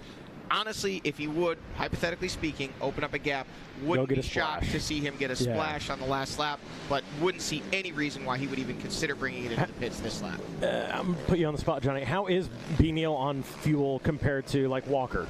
Walker, notoriously, I think you've even said it, Walker drinks the gasoline out there. Yeah, I mean, there's a couple riders that are really hard on the throttle and consume a lot of fuel. Walker Fowler, just with his engine setup, obviously making some changes, ran 1 tuning and engine. Look at this, the gap has gotten bigger. That is, to the far top of your screen, that is Bryson Neal on the number 1 machine. Very bottom, coming into the left-hander, that is Hunter Hart. That gap has gotten bigger. Seemingly, Bryson Neal pouring the coal to it, trying to open that gap up, and it's working so far. Bryson, I don't know much about his fuel consumption. He rides at a lower RPM, which hypothetically uses a little less fuel. Whereas Hunter Hart uses a lot of fuel. He's very hard on the throttle. He's always on the clutch, builds a lot of engine heat, and I can't say that I've really watched his fuel consumption, but I would venture to guess that he's a rider that kind of is towards the higher end of the fuel consumption. That makes scale. sense. I was just curious, with B. Neal, with it being a 5-lap race, like you said, hey, should be good through the last 3, but hey, we'll see. I would think any one of these guys could go 3 laps. The question is, should they? When it comes right down to it, I believe if Bryson has pressure from behind, he likely would try to go and push and make it work. If he doesn't, and he's kind of all by himself alone out there, it would be silly for him not to bring it into the pits and just get himself a splash of fuel to ensure that he's able to make it to the finish line safely if he has the gap to be able to do so. Zach, those are the kind of things that the rider typically doesn't think about. The pit crew's the one that kind of makes those decisions. If they're like, hey, man, you've got a 40-second minute gap. We can pull you in here for cost you 10 seconds, get you some fuel, but it's like an insurance policy. Maybe we should get the progressive fuel insurance policy where, they come in, get that little progressive insurance on the fuel they need to get to the finish line. Progressive insurance for some assurance they'll make it to the finish line. No, look at this guy. He's on it. I feel like I've got to contribute something We've got to the swamp with the gators all over him. We've got the progressive insurance assurance. Man, Zach Aaron is just banging them out today. Took me 12 rounds, guys, but I finally arrived. Tell Flo to get ready for a voiceover. We're ready. We've already got the script written. Man, if we could get Flo out to the races, that'd be cool. I say we put Johnny G in a wig and an apron and just he's flowing up for me. Mercy sakes. Whoa, look at that. Fans stepping out to cheer on Bryson Neal, and he took a look over at him and said, hey, was that the lock-in? Did you guys see it? That might have been. I'm pretty sure I just saw a lock-in. Saw a little head bob and maybe a little elbow drop. Oh, if that's a lock-in. I'll tell you right now. That might be the 6th best. The shot of Johnny begging for the locked-in and then B. Neal doing it seconds later. Did you see him nod at me? He knew. He knew. Bryson Neal. Man of the people. No pit for him this lap. Just look at that. Riding a little wheelie. Hey, he's having fun. This is scary. Yep, exactly. This is not good news for the rest of the competition. No. He's riding wheelies, locking in. And locking in means checking out when it comes to Bryson Neal. And he'll have that water bottle in his mouth for the next 35 minutes, guaranteed. Somehow. I just did a MAV TV voiceover for the Mountaineer, and I feel like half of the episode he had that water bottle hanging from his mouth. All right, folks, Hunter Hart is in and out of the GBC Tires pit stop area. Bryson Neal already over on the famed Ironman MX facility. You can see him manualing, hopping, driving the heels down into the pegs to get maximum traction, taking a look over his shoulder and saying, hey, where'd everybody go? Well, Bryson Neal, you locked in, and now it's time to check out. Big old gap he's got over the number 2 of Hunter Hart. And folks, we don't give away wins until the checkered flag flies. Yeah. But this may be the moment we look back on and say, this is where Bryson Neal did the damage. He was able to get around Hunter, opened up a pretty substantial gap over Hunter before they even got to the pits. Then Hunter having to go in and get fuel when Bryson had already fueled the previous lap and was able to close it back up. That may be the difference in this one, folks. Not only was Bryson locking in, he wasn't even on pit road. Right. He's just going around locking in various spots on course. He said, you know what, Racer TV's watching. I'll do it for the folks at home. He knew the Yamaha Racing Live drone was locked in on him when he was locking in on that Phoenix Racing Yamaha YFZ 450R. Looks like he's having fun, saluting the crowd, doing some nods, riding some wheelies. Man, I don't think we've seen Bryson at this level since very early in the season. Yeah, really, he's playing with house money, obviously. The championship, hey, it's wrapped up. And as much as he wanted a win on the day he's given a number 1 plate, didn't quite happen for him. And he did say that before the race. A little disappointing not getting the win in that situation. I'm hoping to get a little redemption here today, and he is well on his way. Hunter Hart has checked in 26.5 seconds, 26.380. Every little tenth of a second counts there for him right now. 26 seconds, that is a big gap when you're talking about the way Bryson is riding right now. No doubt, Hunter Hart, very capable, has proven it already with 2 wins on the 2023 season, and definitely not going to let Bryson just ride away without a fight in this one, but he is going to need to bring everything he has to this fight, because the now 2-time champion is on a run, locked in, and going to be very hard to stop here at the Yamaha Racing Ironman GNCC. There he is on screen, right up the gut, through the ruts, making the right, and up the Twin Hills here is the number 1 of Bryson Neal. He can take a look over his shoulder, but he's not going to see anything. So he crests the top of the hill there at 1:17.08. We'll see what it is. Again, we do know it was 26 seconds when they checked in at the scoring. But here we are now at the 1 mile marker.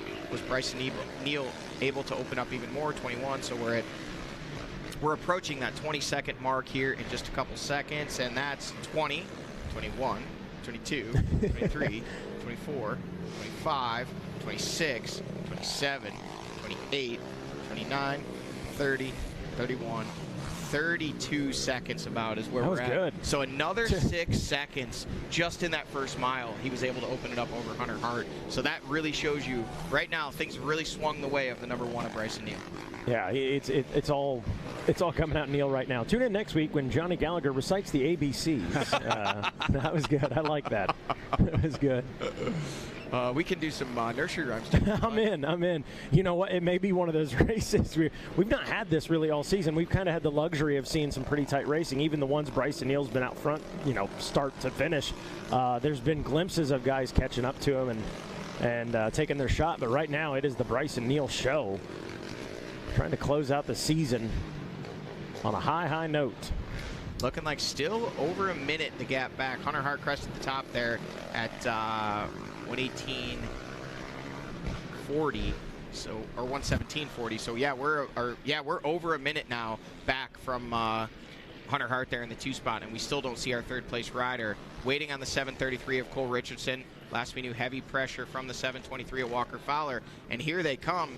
There they are, just in that order. Still the 733 in the number 3 spot. Walker Fowler sitting in 4th. Back out to these big Ironman bean fields, and that is Bryson Neal. Still, no, that's Hunter Hart there in the number 2 spot. Bryson Neal already about 30 seconds ahead of him and into these very colorful Ironman woods this weekend. We've got the trees looking very autumnish. We got Halloween coming up, and Indiana knows how to do that, that's for sure. Oh, heck yeah. We got Indy Scare Park, you know, there's plenty of stuff to do. Or just, hey, come out here and trick-or-treat tonight. We got trick-or-treating tonight at the track, so if you're out and about, I'm sure you guys can hear us over there at Walmart. Throw on the costumes, come on over, party with us this evening. Plenty of candy being given out in the vendors area and pro pits. A lot of trick-or-treaters working their way around. The inflatable costumes are the kind of thing of 2023, it seems. There we see on screen Hunter Hart, the number 3 machine in the number 2 spot, giving chase. We're joined now by Jackson Burrell in the Racer TV studios. Jackson's been out there working with some of our younger riders on those podiums. Jackson, did you take in any of this exciting battle so far in this afternoon race, and what are you seeing? Y'all are going to have to catch me up on what is going on out here. So Ricky threw the flag, and then, well, yeah, go ahead, Johnny. We've had an absolute barn burner so far, Jackson. It's right now Bryson Neal out front leading the way. Hunter Hart actually leading quite a bit of the previous lap, but Bryson Neal able to wrestle the lead back away. He had pitted a lap previous. Now on screen you can see opened it up to 30 seconds, and here he is taking a look up Ironman Hill, giving her all the beans and all the berries, taking that right line, and this is where he made the pass last lap for the lead. Yeah, solid shot at him and Hunter Hart coming through there. 2 different line choices, 2 different ideas of what would work. Fun to watch. Looking at that gap, Johnny. Hunter Hart, a lot of work to do. Still not here, so yeah, that 30 seconds may have stretched out even a little more. And I got to tell you, when you come up to Ironman Hill, it's a very surreal experience to be out in the middle of the woods. Yes, there's a road over there, right? But you don't really know that when you're racing. You feel like you're in the middle of the woods, and there's just people everywhere. And then you got to look up and make sure the hill is clear, because if one of these previous, lapped riders doesn't make the hill, most of them will kind of take that left line. There's multiple ways out to the left there, out and around. But if they don't make it and they're clogged up there at the top, sometimes you can't see them. You got to rely on the spectators. You got to rely on your spotters to make sure you got a clear run at Ironman Hill, because the camera doesn't do it justice. That thing is no joke. Very steep, very long, and you do not want to come tumbling down that. That's right. No pressure. David Quell and DQ. He did it on an adventure bike. So, I mean, granted, it wasn't race conditions, all that, blah, blah, blah. But no, it is gnarly for sure. Yeah, it's when you go out and you look at it on track preview day on Friday, or even in the morning today, it's great. There's tons of grip on it. Yeah. After hundreds and hundreds and hundreds of ATVs have made multiple laps and drug all that water out of that creek, imagine taking glass and smearing grease all over it and then saying, okay, walk on this. Like, good luck. It's ice with water over the top of it. There's just no traction there. You got to play that throttle control game to get any grip at all to claw your way up Ironman Hill. I wanted to see, as we got a little break in the extra, holler if they come through. Stephen Harrell, I wanted to check on him, the XC2 champ from this year, moving up to that XC1 class. Currently right now sitting 8th place behind, what can we call it? Not really Stephen Harrell's rookie season, kind of the preliminary rookie season, if you will, if that's a thing. But right behind Wyatt Wilkin, the rookie from 2023. Doing well, top 10 right now. Yeah, running solid out front on screen. The number 1, Bryson Neal, Bidwell, Ohio, the Bidwell Bullet, as we have often called him, a now 2-time GNCC champion, and that's got to feel good for him. I mean, he's put a lot of work in over the years, played second fiddle to Walker Fowler's champion for many years. Last year, able to get the job done, wrapping the championship up at this very race, and then backing it up with another championship, which he wrapped up 2 weeks ago at the Buckwheat GNCC, with a come from behind ride after having a mechanical issue and nearly thinking he had thrown that championship away. So, he's got to feel a little bit of vindication today. Did not win the race where he won the championship last year. Did not win the race where he won the championship this year. So probably wanting to go out of the season. Yes, great to be a champion, but it's always good to win races. And, he's going to want to get this one done. He's doing a great job of it so far today. Up and over he goes. Bidwell Bullitt doing his thing out in front, enjoying a comfortable lead. When they checked in 3 laps completed, it was 26.3. It'll be interesting to see if here at completed lap 4, how much Hunter Hart's been able to chip away at that. We obviously saw some lappers in between them as well, Johnny, and through Ironman Hill, that's a feat. Yeah, you know, and those lappers, they're definitely not as thick as they are in some of our races throughout the weekend. You know, there's races where we have approaching or upwards of 1,000 riders on the track. This one, I don't know what the count was, but the afternoon ATV, the track is so rough for this afternoon ATV. Most people say, nah, I think I'll just run the morning. I'll run not my normal class at Ironman, well, they did today or whatever, and it was a very, very big morning race. But none of that matters to this guy. He's out front, getting the job done, pushing the pace, able to stretch it out. 26 seconds, as Mikey pointed out at the finish line. Just a mile later, he had stretched it out about another 6 seconds or so. It was over 30 seconds, so he's able to, you know, at least right now, put 4 or 5 seconds a mile on Hunter Hart. And if he continues to do that, we don't expect to see that every mile, because on a 12-mile course, obviously that would be upwards of or pushing a minute a lap. I don't expect to see that kind of gap, but I wouldn't be surprised to see this gap over 30 seconds when they check in for what will be then a white flag, 2-lap card at the end of this lap. Are we? No. 3 complete. Okay. Oh, so we are 3 complete. Okay, yeah. We're about. They come in. Yeah, which we got about 18 minutes yet before they're due in for this lap completed. Interesting to see how he's really tucking those inside, staying out of the ruts. All that rain that we had the last couple of weeks really makes for a lot of braking bumps coming in, and anything that you can do to avoid those braking bumps, the acceleration chop going out, see him kind of going out wide, almost on the opposite side of the berm, turning down, squaring them up, and coming in under. And yeah, that gap continuing to open up, folks. We are watching Bryson Neal start to stretch this one out. We'll get a word from our sponsors, and we'll have the conclusion of this one when we come back here, the Yamaha Racing Ironman GNCC on Racer TV Live.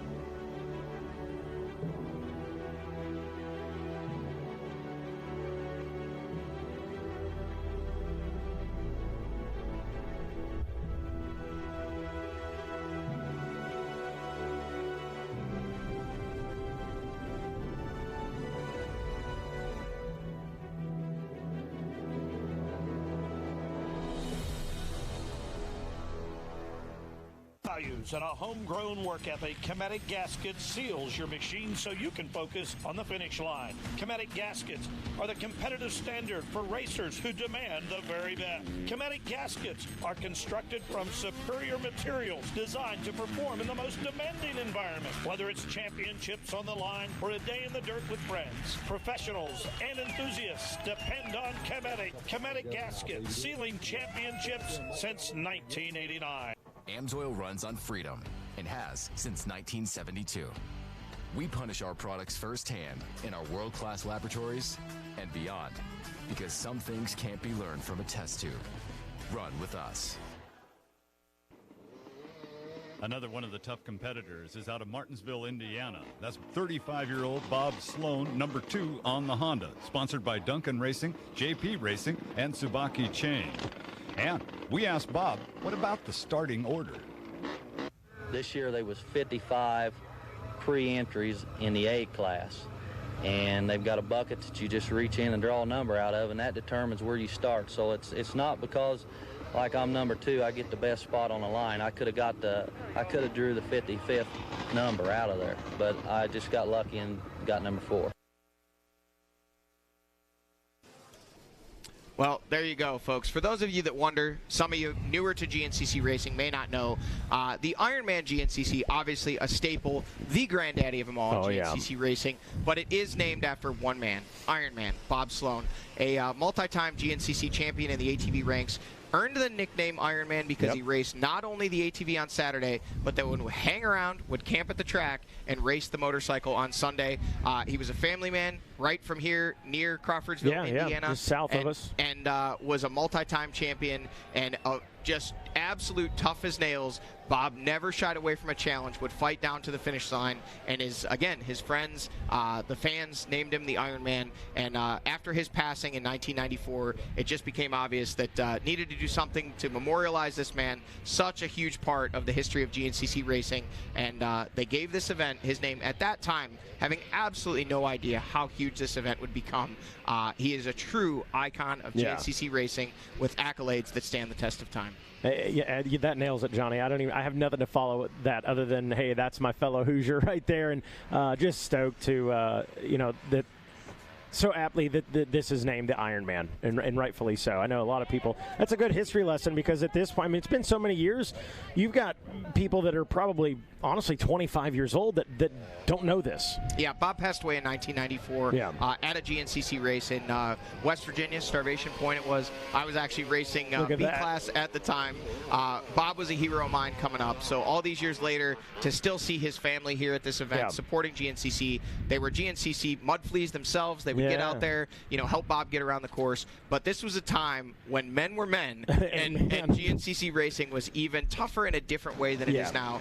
And Bob Sloan, arguably the toughest of all. I love it. Amen. And that's the man. Your guy, Bryson Neal, out there is trying to tie here today in the all-time wins list. So time for 5th all-time, and that is just impressive. I mean, when you look at the success that all those guys have had. Barry Hawk is on there. Obviously Chris Borich and Walker Fowler. Those guys are leaps and bounds ahead of the rest of those top 10 all time. But top 5 is pretty daggone good. Absolutely. It's the amount of wins that these guys have amassed. I mean, it just shows how dominant they are. And a lot of Bryson's coming just in the last couple seasons. Last year grabbing quite a few. This year, obviously working on today, potentially being his 7th. He's really racking up those totals. And Walker Fowler did the same thing. In those years where you win the championships, when you're winning 9, 10, in the case of Walker, that one year he won 12, almost won 13, but some guy got in the way from doing it. In Indiana, by the way. Hunter Hart on screen, folks, that's more than 30 seconds, I do believe. That gap has grown. We don't know that we have an exact clock on it. We will see it when they check in here at the completion of this lap number 4. But I think that we have seen Bryson Neal able to finally break Hunter Hart. I don't think Hunter Hart has an answer at this point. Yeah, he's stretched out pretty significantly, and the feeling it gives you when you see that white flag. If you're out front, you're like, okay, 1 to go. Let's hit my marks. Let's get around this lap traffic and bring it home. If you're in the 2 spot, it's go time and you're pushing hard. And I don't know if I'm not going to say he's not going to push. What do you do if you're in Hunter Hart's situation? You come through and you see the gap on scoring as you roll by. I don't really think Hunter Hart has any mode that isn't a push mode. Okay. I think he's just, he's young enough and hungry enough that he's just going to go and go. Yeah. Obviously be discouraging if he sees that, he knows last lap coming into scoring, he could still see Bryson, even though it was a 20-some second gap. I think we're going to find, look at this, Walker Fowler has taken over the number 3 spot and has chewed that gap down. What was at the completion of lap number 3, 1 minute and 20 seconds behind Hunter Hart, now down to just under 1 minute. So he's made up about 20 seconds already. Still, he's got about a minute to make up, meaning that he's got a lot of ground to make up with only a lap of racing left. I mean, unless Walker can really put a pace that is pretty impressive in this final lap of racing, I just don't think he has enough time to reel in Hunter over that number 2 spot. Adam McGill around Austin. I was getting ready to say, I don't think that was Austin. I did see Cole. It looked like came by there behind Walker. I did not see Austin. Obviously, with the camera panning back and forth, it is possible we lost him. But he is still in the battle for this top 5 position. Got some riders coming through, moving at a pretty fast rate of speed here, and there is the 7:03 of Austin Abney. But look at this, he's got company now, sitting in the number 6 spot. He's got company in 7th, the 6:21 of Wyatt Wilkin, another rider really looking to make his mark in his first year of racing here in this XC1 class, Jackson. Wyatt Wilkin's a wild man. They call him Wild Man Wyatt. He's out there, lets it hang out, and he doesn't leave much on the track. I don't know if you've gotten a chance to see Wyatt Wilkins' hair, but that just shows how wild he is. Having the cornrows, I didn't know what to think about it when I saw it. I did see that, and I wasn't sure what to think of it either. I mean, he's a free spirit. He's young. He's new to the class, and the biggest thing with Wyatt is I think he's here to have a good time. Takes it very serious, trains hard, but as you pointed out, Jackson, those cornrows, he may win the Ironman contest for coolest Halloween costume without even dressing up. Exactly. But back to your point, Wyatt, off to a great season, an amazing rookie season here. He has chipped away at it each weekend, done everything he could, and here he's sitting in 6th place. Yeah, doing well, and he's putting a lot of pressure on Austin Abney right now. We're looking here. We are at the 8-mile marker. See if this is our leader. No, it's the number 2 of Hunter Hart in the number 2 spot. Sorry, the number. Oh, look at this. Hunter Hart looking down. Does he have a problem? Uh-oh. Looking down at the right side of the ATV as he came down, back on the throttle, and not looking like he's too concerned about it. Whatever it was, I don't know if you saw that, Mikey, but it was a pretty prolonged look down, like, hey, what do I got going on down there? So hopefully Hunter able to continue on 8 miles, meaning he's got about 4 miles left to complete this lap for what will be a white flag waving and only 1 lap of action left. Got a pretty good gap over Walker Fowler for the number 3 spot, but he is losing ground to Bryson Neal. He's got to take the fight to him here right now if he wants to have any chance to win this Ironman GNCC. Got to push. Going to be interesting to see if maybe he's not got something mechanically wrong with the machine for Hunter Hart.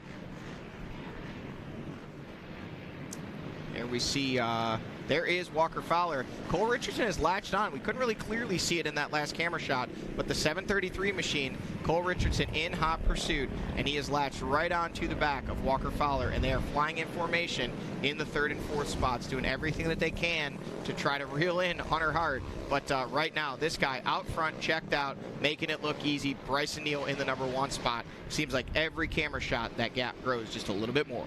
A little bit more. Johnny's going to start the stopwatch. Started it late, so we'll have to. A little late. Okay, we'll add some time to it. So I got you. I wasn't going to say you started it late. I was going to let you roll with it. Well, sometimes you got to start it late to add a little drama. You know, that's you fair. 5 seconds. Figure, you know, I do that with the pit board too sometimes. I see what you're doing. You know, if the gap's stagnant and it's staying exactly the same, sometimes all you got to do is maybe be a little generous with the stopwatch, make them think they've made up about 5 seconds, and suddenly all they think, they're like, I got him now. I got him on the ropes, and they push that little bit harder. We used to be able to create more drama like that before the drone days, and now it kind of calls our bluff sometimes. Like, oh, he's right on him, and the drone shows, well, he's actually exactly as far back as he was 7 miles ago. It's all right. But, hey, we haven't really had to create much drama That's true. this year. No, we've had plenty. There's been a lot. There's been bar banging action. Bryson Neal, obviously clearly wrapping this up around early, has been the class of the field throughout the 2023 season.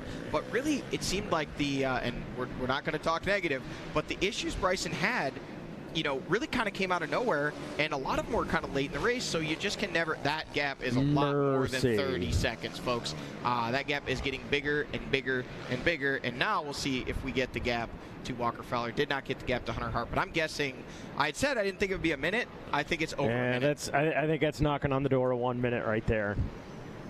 We're waiting, we're watching. We are waiting for the 7:23 of Walker Fowler with the shadow, the 7:33 of Cole Richardson. They were about 58 seconds back when we saw them in a camera shot a few miles ago. We'll see what that gap has developed to. Will we see a 3-rider battle over our final podium positions, or will it be Bryson Neal leading the way and Hunter Hart clinging to that number 2 spot, and just the 2 guys, the training partners during the week lately? These guys have been riding together a lot. Walker using, oh, look at that, folks, 38 seconds. Wow. It's come down from, he's made up 20 seconds on Hunter Hart in just a few miles of racetrack. So Hunter potentially having a problem, maybe just not able to gauge the pace by himself, but either which way, that gap is coming down, and it's coming down in a big old hurry. There's Hunter on screen in the number 2 spot, and Walker Fowler being pushed, or is that Bryson? They're coming through, being pushed by Cole Richardson, the 7:33 machine. Man, this is getting exciting coming down to the finish. Let's do it. White flag will be coming out next time they roll through. We're under 3 minutes now before that should happen, right on the 2-minute mark. Before seeing white flag in this one. B. Neal out front, Hart. Boy, Fowler, it just, I know you guys are buddy, Johnny, so I know you kind of reel it in, but that's got to make you happy to see Walker doing this after the gnarly injury. I'm going to be honest with you. You know, anytime you see somebody come back from a serious injury like that, it's heartwarming, and you know, you're happy for them. Yeah. Honestly, to see Bryson Neal come back last season after missing much of the season with a knee injury, maybe a very serious injury, a different type. You know, a lot of people speculated, not to bring any negative vibes into it, but a lot of people speculate, oh, Walker Fowler's done. Yeah. It's a serious back injury. At this point in his career, what does he have to prove? You know, he's older. He's 30 years old now. Why would he want to push himself? Why would he want to come back? And not to speak out of turn, but I can tell you, Walker Fowler himself had those thoughts. Hey, do I still want to do this? That was really his first very serious injury that he's had during the entirety of his very long and lucrative career. So, you know, it's like, hey, do I want to do this? Do I want to dig to try to come back from that? And I think any questions about that were really answered when he crossed the finish line 2 weeks ago. That joy, you know, that jubilation in his voice, the screaming, the fist bumping. I mean, that was a happy guy, not just because he'd won, but he'd proven to himself, hey, I can overcome this very big hurdle in my life. It's a serious injury. You know, it made me question what I've done for all these years. And it wasn't just him. I think the people around him questioned, you know, is this worth it? And I spoke with him this week, and I asked him, I said, is the feeling worth it? And he said, that win, the feeling that I felt crossing the finish line, he said, if I could replicate that and sell it, I'd be a billionaire. I guarantee it. It felt better than any of my championships. It felt better than even my first win. Essentially, the vibe I got from it, you know, coming up through the youth ranks as an amateur rider, Walker expected to win. He knew someday I will win overalls. Bryson Neal on screen. Whether it was 4 or 2 wheel back in those days. Exactly. And here we talked about this. Doing the smart thing, coming in, has over a minute gap. He's going to go ahead, take a splash of fuel, or around about a minute. Gets another water bottle. He make sure you got something to talk about there. No lock-in this time. But there was a wave there. Look at that. A consummate professional takes a look over his shoulder as he merges into traffic and says, nobody's coming. Even signaled a little. Yeah, put his blinker on. I thought he was doing a hand signal, letting you guys know I'm coming over. Like it or not, do something about it. You know? Yep, absolutely. Now, Johnny, something interesting you brought up about Walker Fowler. Jackson and I were walking around talking to the vendors, and we saw he was sneaking around, grabbing some hats, signing some autographs, and I talked to Walker, you know, how are you feeling after that win?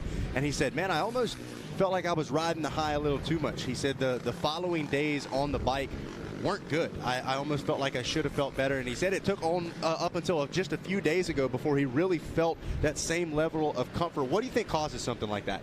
Well, I mean, I think there's a lot at play there. I think suddenly your expectations change. You know, when I can tell you from a very close seat, when Walker got back to riding, he said, you know, I just don't feel good on the bike. I don't feel comfortable. He kind of had to overcome that timidness, that fear, if you will. Once he overcame that, he's kind of been going at things differently than he did throughout much of his career. Riding a little different, training a little different, and I think there was no expectations, no pressure. So it's, you know, he's not a big lap time guy. He doesn't go off the data. He kind of goes off feel. And he was just kind of like, hey, man, I'm having fun riding my four-wheeler again. And suddenly you get a win, and boom, that pressure, those expectations come back. So I think that is a part of it. He's like, hey, man, one race left. I really want to go out, end the season on a high note, and serve myself as a championship contender for 2024. You know, I think sometimes you got to meter those expectations and say, you know, hey, we've come a long way in a short amount of time. So even to be in the conversation for podiums, let alone wins, that's a huge step, and I think he's heading in the right direction. But he's a competitor, and I guarantee you, at the end of the day today, likely be happy to be on the podium, but with the gap that Bryson Neal has opened up, I don't think any of these guys are going to be happy with the statement that they've made coming into 2024, because he takes a look over his shoulder and says, he gave him a fist bump. Like, he was like, hey, man, it's cool. I got a big lead. Right. Let's meet up after. We'll go to the concert tonight. That's it. Parmalee performing tonight. Going to be big. Bryson Neal, maybe we'll get him on stage and get him to let loose. I guarantee it. You know what?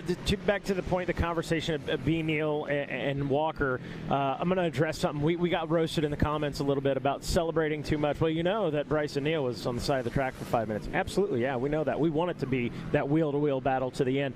But if you don't like the fact that a man who, by all rights, could have hung it up and nobody would have said, you should come back, and he comes back and he does that, and you look down through 74 wins, and you look at Bryson's 23 wins, and ask any of those guys, ask Chris Borich, man, did you win every single one of those just by the hair of your chin? And they'll say, say, no, sometimes I was in the right place at the right time. That was a situation for Walker, but the bottom line is a win's a win. He was the first to see those checkers, period. Well, and you know who was one of the first people to give a big, huge congratulations to Walker? Neal. Bryson Neal. Yeah.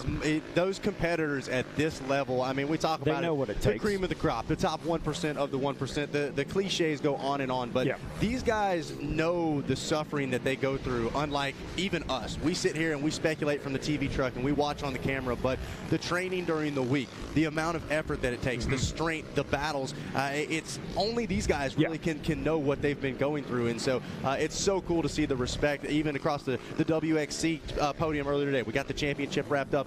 Each one of them congratulated one another. It's really cool to see how big of a family even the racing community is here. Yeah, tons of mutual respect, and you know, Walker Fowler congratulating Bryson Neal from the podium on his championship.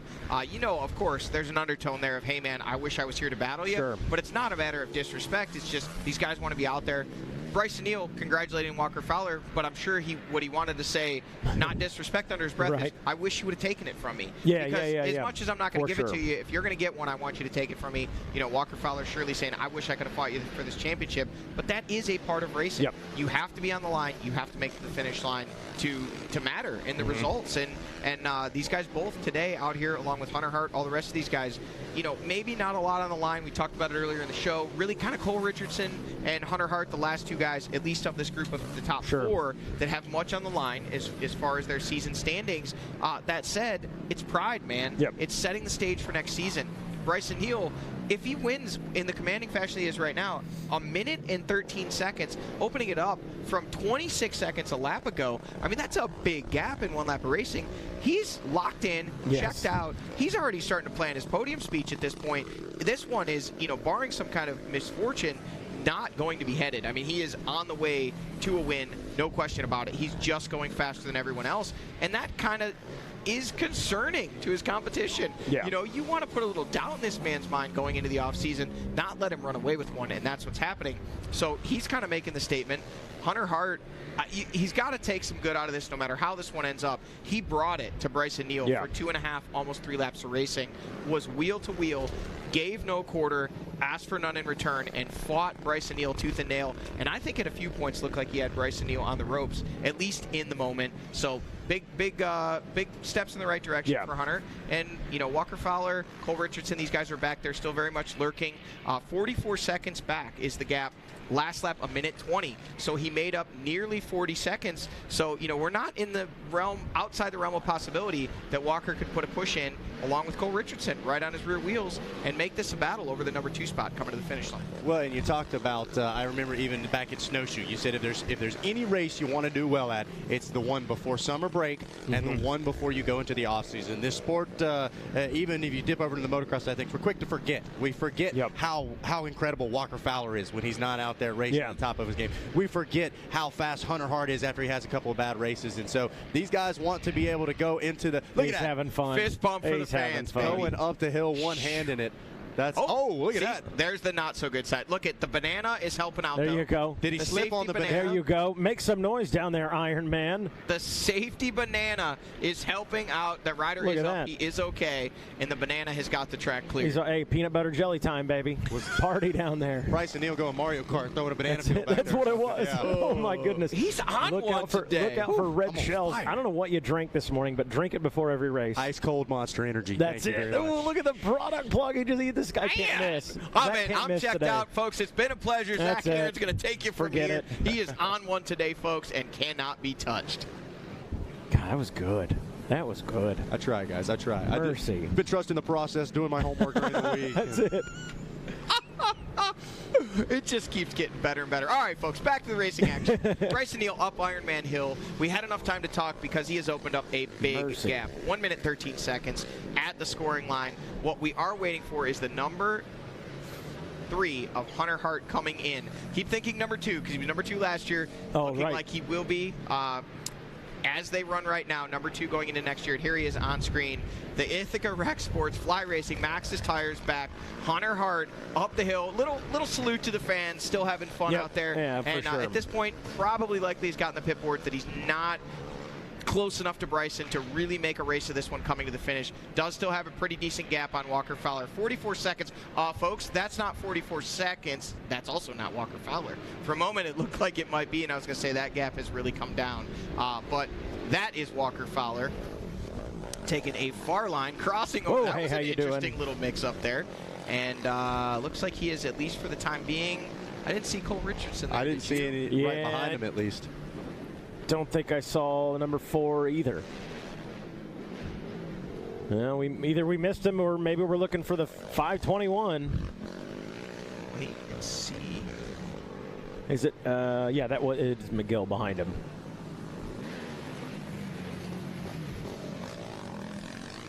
I really got to get my legs under me in this announcing thing. I've been saying 7:33 all day.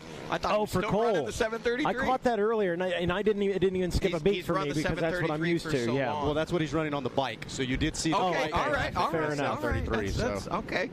We'll give you a pass. And his Instagram handle is 7:33. Yep. Everything's been 7:33. So that really takes away from the 777s then, because we had the 7:23 of Walker Fowler, the 7:33 of Cole Richardson. Adam McGill got in there now in the 5:21, but it was the 7:03 of Austin Abney. The number 1, no 7s, except maybe lucky 7s for this guy.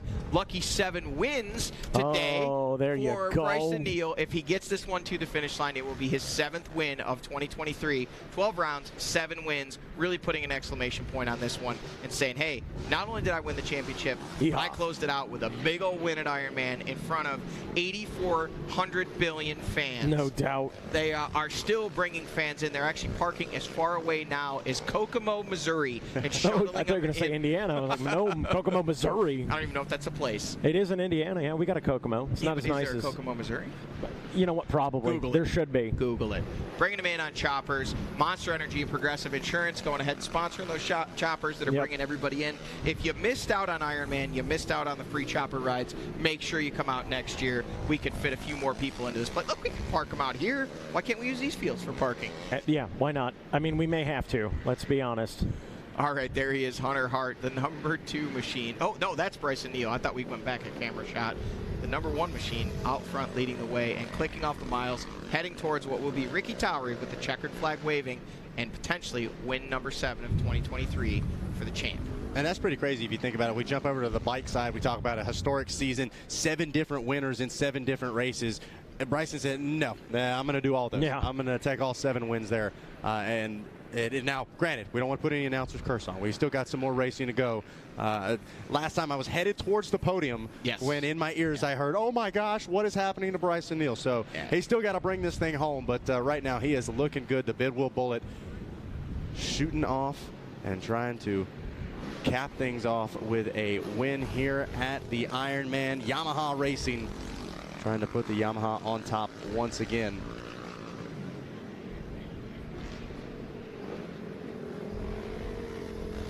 Man, this guy's been impressive to watch all season long, especially today. Just when it seemed like Hunter Hart had him on the ropes, Bryson Neal digs deep and pulls it out again, Zach. Bryson Neal does exactly what he needs to do, and he does it when he needs to do it. He runs the pace that he's comfortable running. You put him under pressure. You let somebody get out in front of him. The guy is unshakable. He's a fan favorite, and it's clear to see why. He's pumping the fans up. Look, here it comes. He takes a glance over. He's going to throw the hand up, get the crowd pumped up, make sure they know who is coming up the Ironman hill. And is he going to be able to tie the Ironman Bob Sloan? We're going to have to wait and find out. Less than 1 lap remaining here from the Yamaha Racing Ironman GNCC.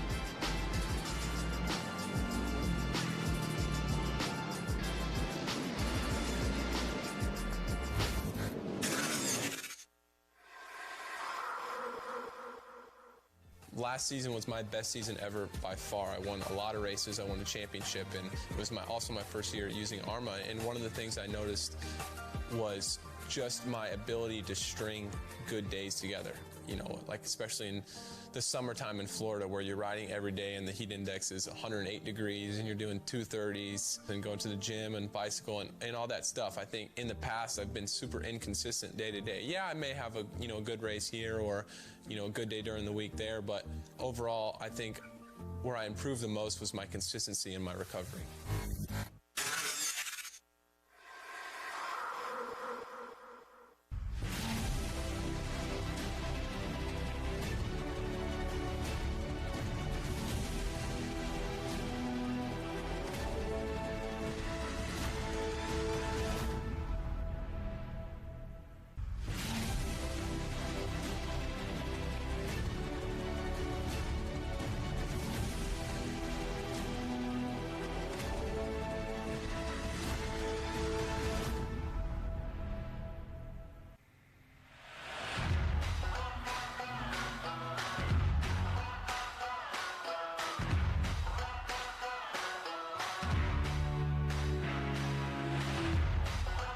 Canati Tires, a division of Greenball Corp, has been in the tire business for over 44 years. We're passionate about developing quality tires that perform great and bring extraordinary value to our customers.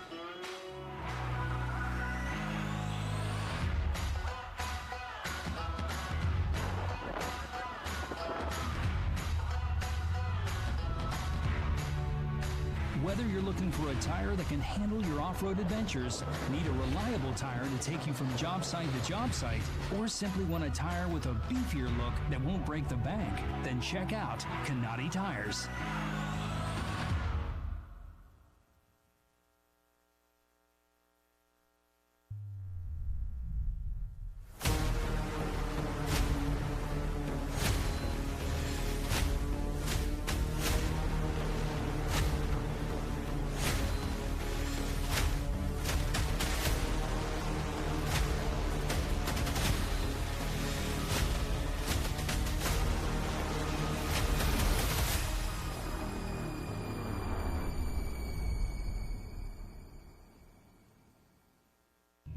GNCC Racing on Racer TV is brought to you by Progressive. You could save hundreds on your car insurance. Specialized turbo e-bikes. It's you, only faster. Rocky Mountain ATV MC. Get ready.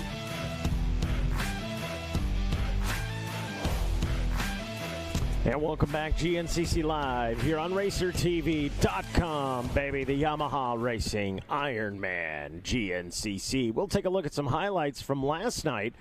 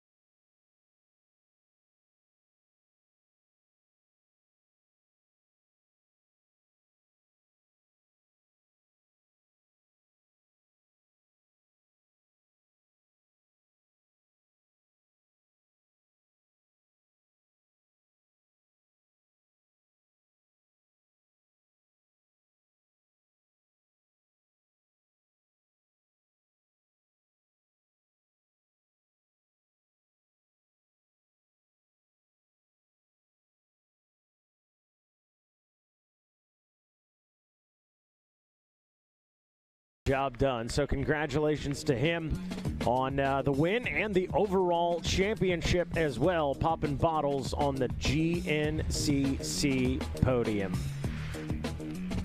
And then last night, there was more action, but this time we took it to the Monster Energy stage.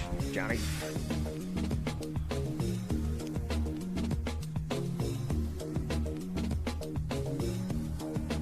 Johnny James putting on a performance for the fans out there in full force last night. We got Parmalee coming up tonight. Got to expect the rest of those fans will be out there as well. But putting on a great show for everybody. Even Stu Baylor got up there, and I saw a little clip of him singing a little Garth Brooks for the folks, Friends in Low Places. How about it? I love it, Stu. I love it. Watching B. Neal right there do his thing out in front now, under 10 minutes left before we should be getting a checkered flag, or will be getting a checkered flag in this one. And Bryson Neal has been, well, not perfect today, but darn near. Yeah, it's been, we saw those couple mistakes early in the race. When Hunter Hart was putting some pressure on him, seemed like he regathered himself up and put in a charge. Once Hunter stopped for fuel there, able to open up that gap. 26 seconds at the end of that lap, and then we've seen it grow from there. Minute 13 at the completion of lap number 4. Now out of the last lap, it looks like that gap just continuing to grow.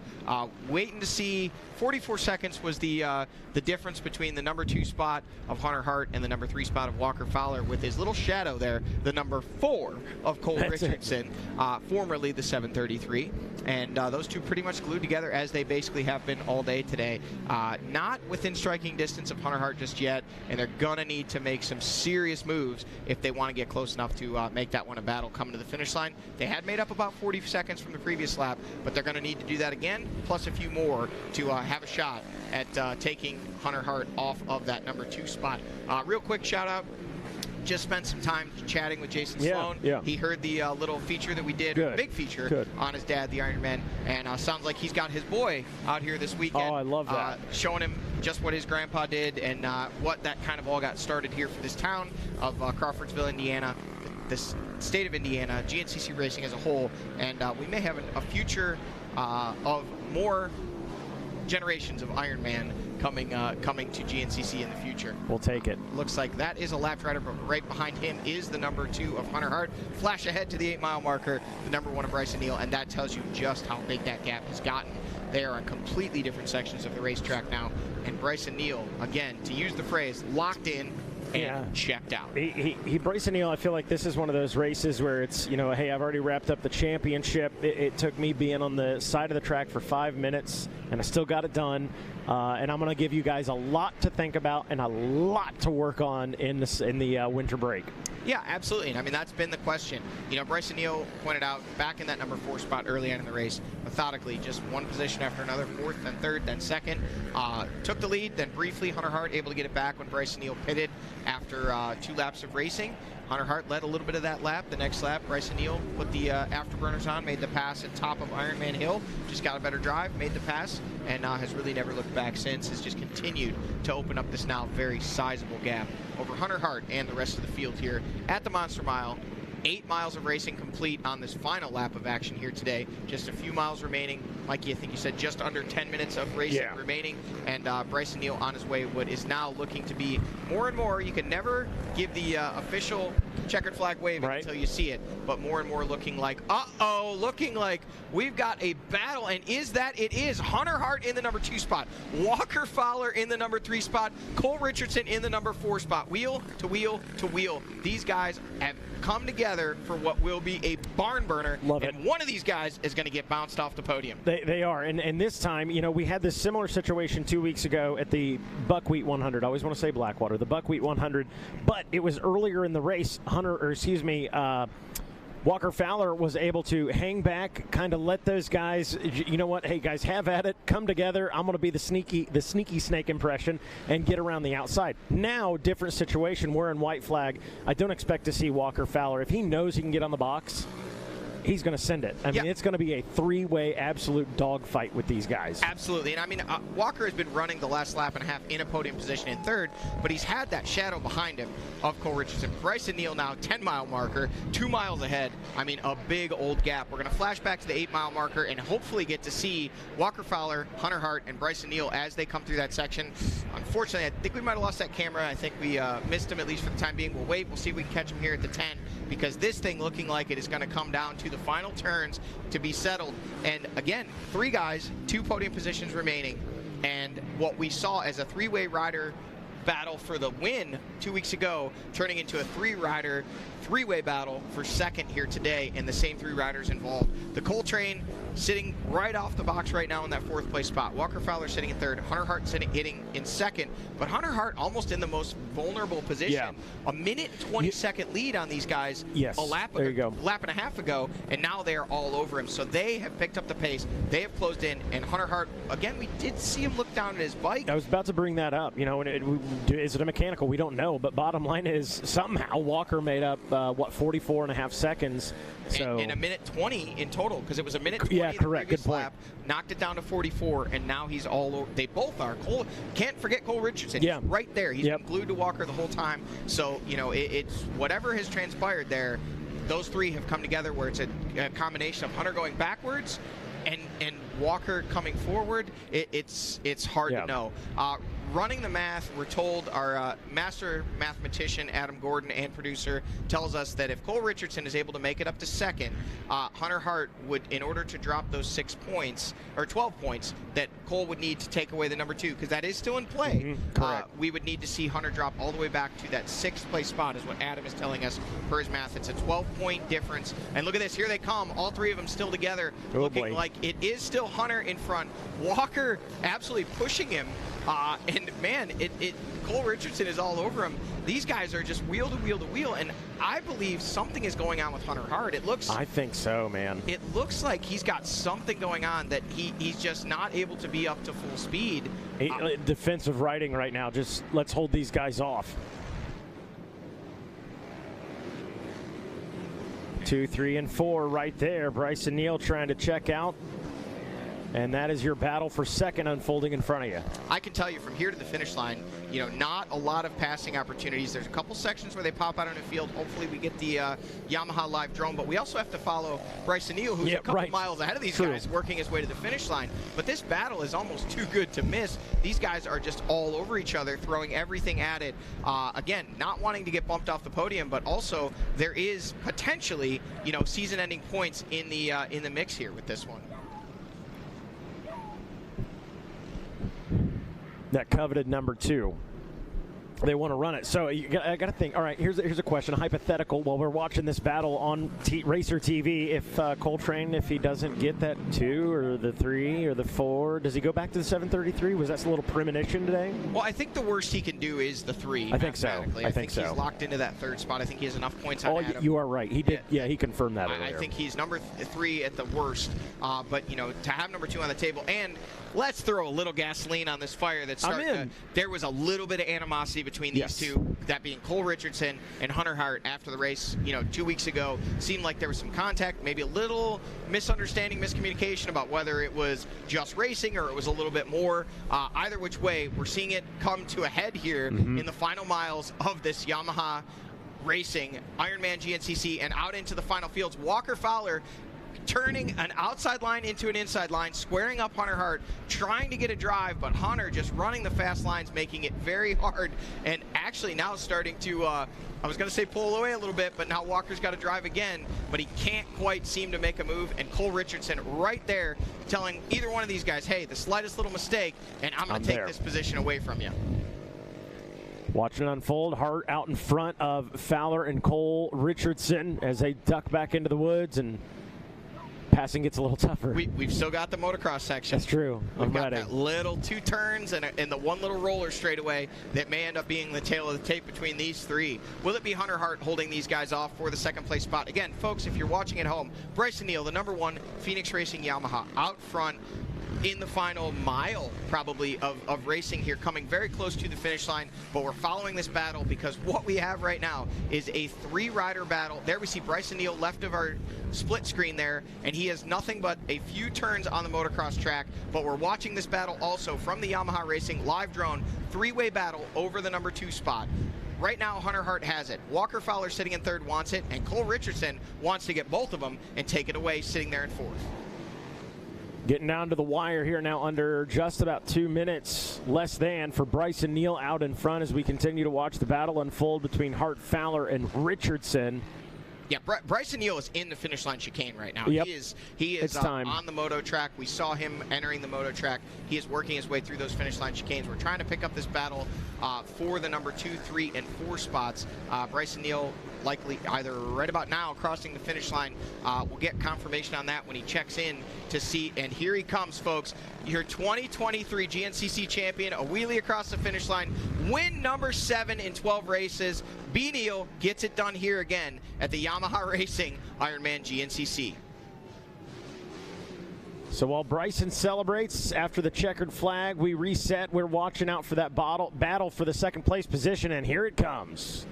Hunter Hart has it. There he is in the number 2 spot. Walker Fowler tucking down early. Hunter Hart going to protect those insides, but Walker Fowler trying everything he can to try to get a drive, looking for smooth ground, looking for grip, pushing for all he's worth, trying to make a pass on Hunter Hart, and he's running out of real estate. They're going to tuck in. They're going to come through that GBC Tires pit stop area, and then it's nothing but the Ironman MX track. And still lurking back there in the number 4 spot, just a few bike lengths back, is the number 4 of Cole Richardson. This is the battle right now. Lappers in play, Mikey. Lappers in play is a Buzz Pass Pro row right here. Spreads out just a little bit. Everybody gets by the lap traffic. And here we go. Hart, man, I got to hand it to Hunter Hart. He's done really well fending off Walker Fowler. Absolutely. You know, it seemed like he was losing the pace, and right now he has picked it back up, and he is throwing everything back at Walker Fowler to keep him behind him, but Walker Fowler not giving up and throwing everything he has at it. Just a couple of turns left here, and this one is going to be decided in the next couple seconds. Walker really applying the pressure onto Hunter Hart right now, maybe try and force him into a mistake right here. Hunter Hart doing a great job racing that track in front of him as we get a little almost ATV MX preview. Oh, I thought that was going to be it, Johnny. Does he have him set up? That's it. I don't see. I mean, it's possible, but these chicanes are really tight. If Hunter protects the inside, Walker's the vulnerable one here. If he goes too wide trying to make a pass, he's going to leave the door open, and Cole Richardson might just charge right through it.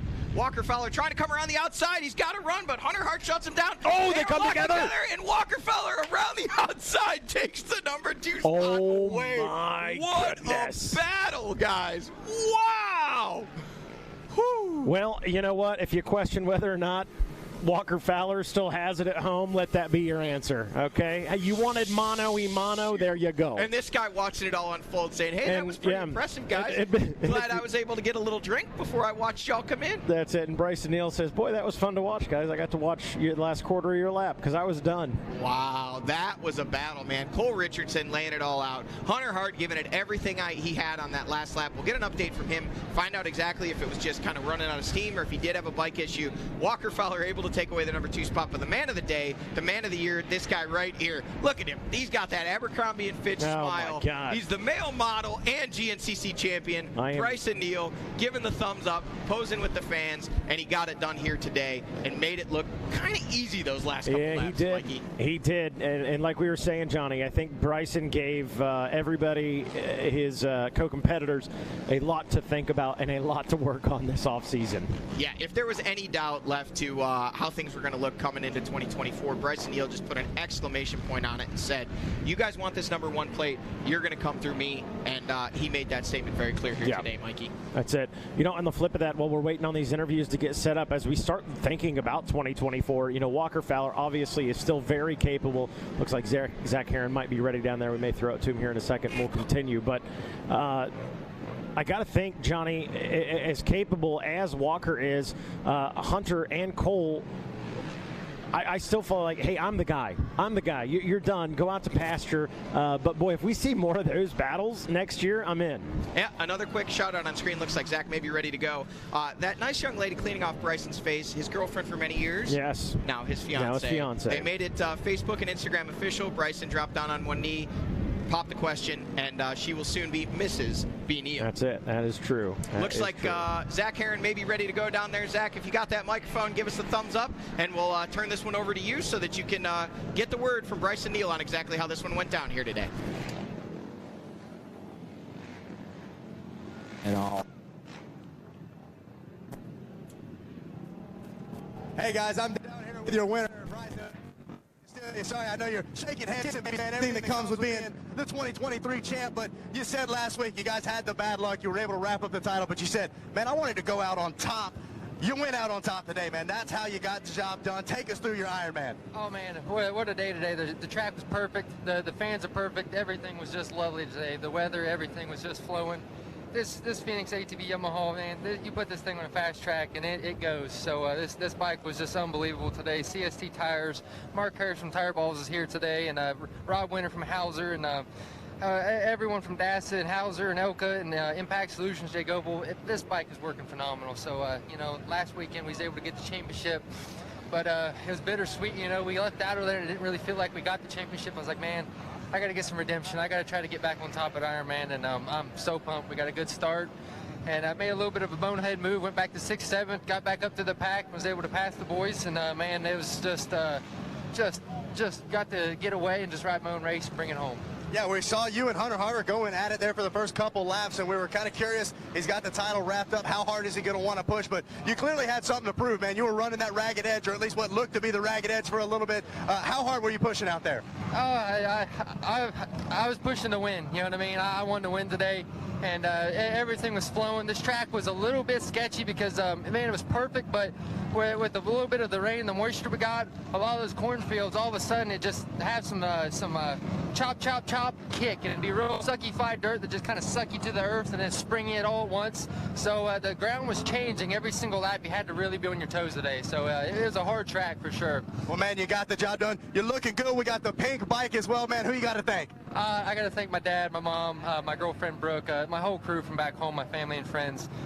David Eller, Wayne Eller, Heath Harrison, everybody from Phoenix ATV Yamaha, Factory Yamaha, Donnie Lucy, and Blue Crew Racing, Yamaha Outdoors, Yamaha ATV Racing, everyone back in this Ironman Yamaha event. This thing was just absolutely amazing today. I had a ball. CST tires, Mark Harrison tire balls, DWT wheels, Moose Racing gear was phenomenal today, Parts Unlimited. Dan Lammy and Brandon Lammy and Lonnie at DASA. This engine package and exhaust all year long has been amazing. I think Jay Goben, Impact Solutions, Elka Shocks, Henson Clutch Components, Walsh Racing, Rob Winter and Jeff Hauser and everybody at Hauser Racing Products. My A-arms, everything was dialed this year. ODI handlebars, Motul Racing Oil, Evans Antifreeze, SSI decals was awesome too with the pink bike, Sunstar chain sprockets, Works Connection, 6D helmets, EKS goggles, Alpine Star boots, Jim Hardy mud plugs. I'd like to thank 38 Motorsports, IMS Gas Tanks, Anti-Gravity Batteries, Guts Racing, and first and foremost, all of the badass fans out there today hooting and hollering. Thank you, guys. There you go. He got the championship last week, and he ends the season going out on top. Bryson Neal, your XC1 Pro winner. Bryson Neal on point with the sponsors there. I'm sure the girlfriend, fiance might have a little something to say about that, but that's all right. She's happy you won today. There'll just be a little bit of an awkward ride home when she says, "Oh, I'm just your girlfriend, huh?" But no, he's the man of the day, man of the year, and it's easy to get caught up in the emotion. He was truly excited about that win today. I gotta say that GBC rig looks nice, Johnny. You should see the guy who drives that thing. He is a specimen. He's no Bryson Neal, who is? He is a specimen. Lord help. Yeah, that's a great win for him today. Obviously, I mean, you can see the people kind of gathering down there. Wait till you see the podium shots here, or if you're here in person, to go down and see the podium. It'll be an absolute zoo down there. So many people here. What an awesome day of racing. You know, I don't know if we have word with our second place finisher Walker Fowler, third place Hunter Hart. I think we've got Jackson Burrell and Zach Heron running around down there, putting in the overtime, getting us the scoop, getting us the inside track. But you had something to say there, Mikey? Well, I was just going to say, what a difference a year makes. We have a situation where Bryson Neal was being crowned a champion on the podium last year. The crowd was enormous for that podium, and rightfully so. But I think about my interview with Walker, and he got very emotional, and he talked about how grateful he was for the championships and the wins and et cetera, and he was congratulating Bryson. And you fast forward a year now, and while the story is somewhat the same, if you're ready, Jackson, go ahead and take it away. We'll talk more on it in a moment. I don't see Walker Fowler. Walker, man, fireworks there at the end. That was crazy. Take us through that one. Yeah, that's what we were just talking about. Man, it's funny that, the best race on the track is second through fourth or fifth, but hats off to B. Neal. I mean, the kid is just going to be tough to beat next year for sure, but struggling with the starts for sure. I've got a lot of work to do. I'm just rusty for sure. The machine's art's good. I think I'm a little late on the clutch or something, so, I'm battling with that. I'm sorry, Austin. It got real sketchy, but obviously Austin's a great rider. He saved it when I ping-ponged off a Hunter. I went underneath Abney, and he about crashed it. I was like 8th, and I just started jamming my way through there, and I rode a little bit more aggressive. I made some passes early, got into that 4-5 spot, and I was like, okay, this is exactly where I need to be. The fast guys are out front. Abney latched onto me, and I was just struggling. The track was it didn't shape up like I thought it was going to. It was a lot of real small bumps, small chop, and I was way too stiff on the suspension, and it was just killing me. And man, luckily about halfway through, and I mean between me just calming down and finding my rhythm, and then the machine being set up for bigger bumps and harder impacts, everything just comes together, and I drop, a minute and a half off my lap times, and I think I'd love to see it. We might have been the fastest guy on the track or second fastest there towards the end, and it just sucks. It comes at the end, but it was awesome battling with, Hunter Hart and Cole Richardson. If that was Cole's last, true professional race, it was so much fun racing with him. And, I just, coming in there, I'm like, I got Hunter last race in the last lap. I might as well see what I can happen. It was pretty exciting, but, man, that last corner, I just had a good run on him. I was on the outside, which hardly ever works, but I just stuck the nose in there and seen what happened, and he kind of got his front wheel right in behind mine. I'm like, I got him. Like, I can sit here all day, and I'm the first one that's got to move. So, that close. But it's cool to be able to race guys like that and shake hands after the race. Cole Richardson did as well, and man, that's just what GNCC racing is all about. And glad I got to get better at the beginning. But how's your wrist doing? I got to get better at the beginning. That's going to be my weakness next year. All right, Walker. Well, you ended the season on a high note. That is your second place overall, Walker Fowler. Well, Mikey, you said it there when you said if a rusty Walker Fowler can put in that kind of performance and make a pass for second at the finish line, a fresh, shiny Walker Fowler coming into 2024, you can't count him out for race wins and potentially battling for a championship. Hunter Hart, great run for him. We likely will get a word from him, I do assume, here in a moment. He spoke in and gave us a quick little heads up, said that close. He leaned into Walker's interview, and he was that close to second today. And honestly, Hunter, a phenomenal run, right there battling Bryson. But we'll get the words right from him and our man, Zach Herron. All right, guys, we are down here with your third-place finisher, Hunter Hart. We saw you jump in, still in the spotlight from Walker, man, but 2 weekends in a row, or 2 races in a row, you said just barely they got you, but you got a big smile on your face. I know you're always taking the positives. What are you taking away from Ironman today? Yeah, dude, we're way more excited on the way we rode today. Gave the ribs another 2 weeks to heal. We actually ended up pulling the cartilage off the side of the ribs, which is almost worse than being broke, because every time it's the muscle in them, and every time you turn, it pulls on them. And we toughed it out for a good bit. Unfortunately, the Advil wore off there on the last lap. And but no, hey, I mean, Walker, he's got a lot more experience than I do in those last corner battles over the years. And hey, I mean, I hung him tough 3.5 laps. I was right there with B-Neil, and we were riding well. That beginning got a whole shot. Made sure it wasn't questioned this week. We got the whole shot, and just rode awesome. Ended up with the number 2 plate for the year, which was the ultimate goal for today. Might have lost the battle of the day, but we won the war. And I'm excited. Really give these ribs some time to heal now. Just pumped. I mean, I felt strong. We were coming on at the end, which if you guys knew at the beginning of the year, that was kind of when the people knew they could pounce, and I wasn't letting them pounce today. And this is the best I felt at Ironman in a long time, and felt like I finally belonged. And just strong day. Like Walker said, I could hear him back there, and I was like, I can't let him do it to me 2 weeks in a row. And he got me, but hey, we ran it right in literally last corner. I was like, you gotta be kidding me. And but no, hey, all in all, awesome day. I feel good. Happy with the way the year went. Most wins, most podiums. I think 9 out of 12 podiums this year, and it's a big positive for us. And take that right into the off season and keep building with it.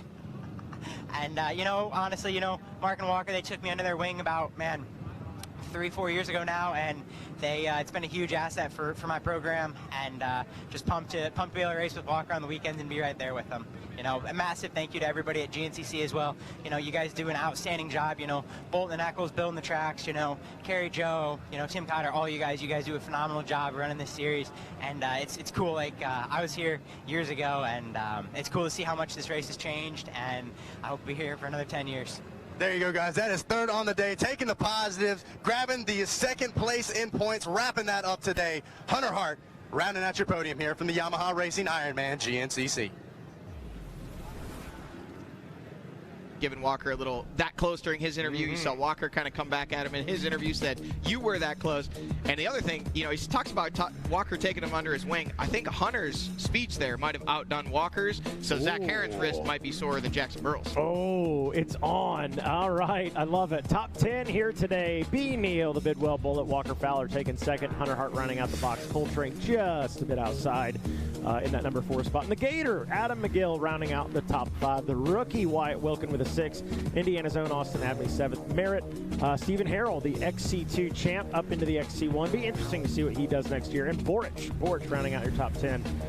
Johnny, the season is up for ATV pros. What's a big takeaway from this season, and what's maybe a surprise maybe for next year? Man, I think the takeaway for me has just been expect the unexpected. I mean, yeah, I think with Walker Fowler being out injured, a lot of people expected kind of a cakewalk for Bryson Neal. Definitely was not a cakewalk, but he was clearly the class of the field here in 2023. Moving into 2024, I think the surprises could be, Hunter Hart showing some real fight there at the end, not just today, but towards the end of the season. Big questions, Cole Richardson, a lot of buzz around whether or not he will return to professional racing. Like you said, Adam McGill, will he be back? Walker Fowler stated from the podium last race, absolutely, I will be back next year. And if things keep going like this, I may be back for a few years to come. But yeah, you got some young guns coming in. Stephen Harrell, Wyatt Wilkin, Josh Merritt, top 5 rounding out the season. Didn't show the points, but man, what a strong charge. 5 top 5s in a row for Josh Merritt coming into today, rounding out the season in the top 5. Those were the surprises for me. The more things change, the more they stay the same. It's so true. Congratulations to Bryson Neal on the title, and becoming now tied 5th all time with Ironman Bob Sloan. That is going to wrap things up for us on behalf of Jackson Burrell, Zach Aaron, Johnny G, Johnny Gallagher, our camera operators Adam, Matt, Josh, Mike, Leah, and Kirsten, our drone pilot Gabe Scholl, our spotter Hollywood, our EIC Jordan McFadden, our director Griff Cotter. Shout out to Griff. He does a lot and filling in as a director for us. We appreciate you, man. Our producer Adam Gordon. We got to thank Dan Reinhardt as well. He skips himself in the credits. I don't like it, but I'm giving him a shout out anyway. Executive producer Kerry Russell. I'm Mikey Waynes. We'll see you at the races.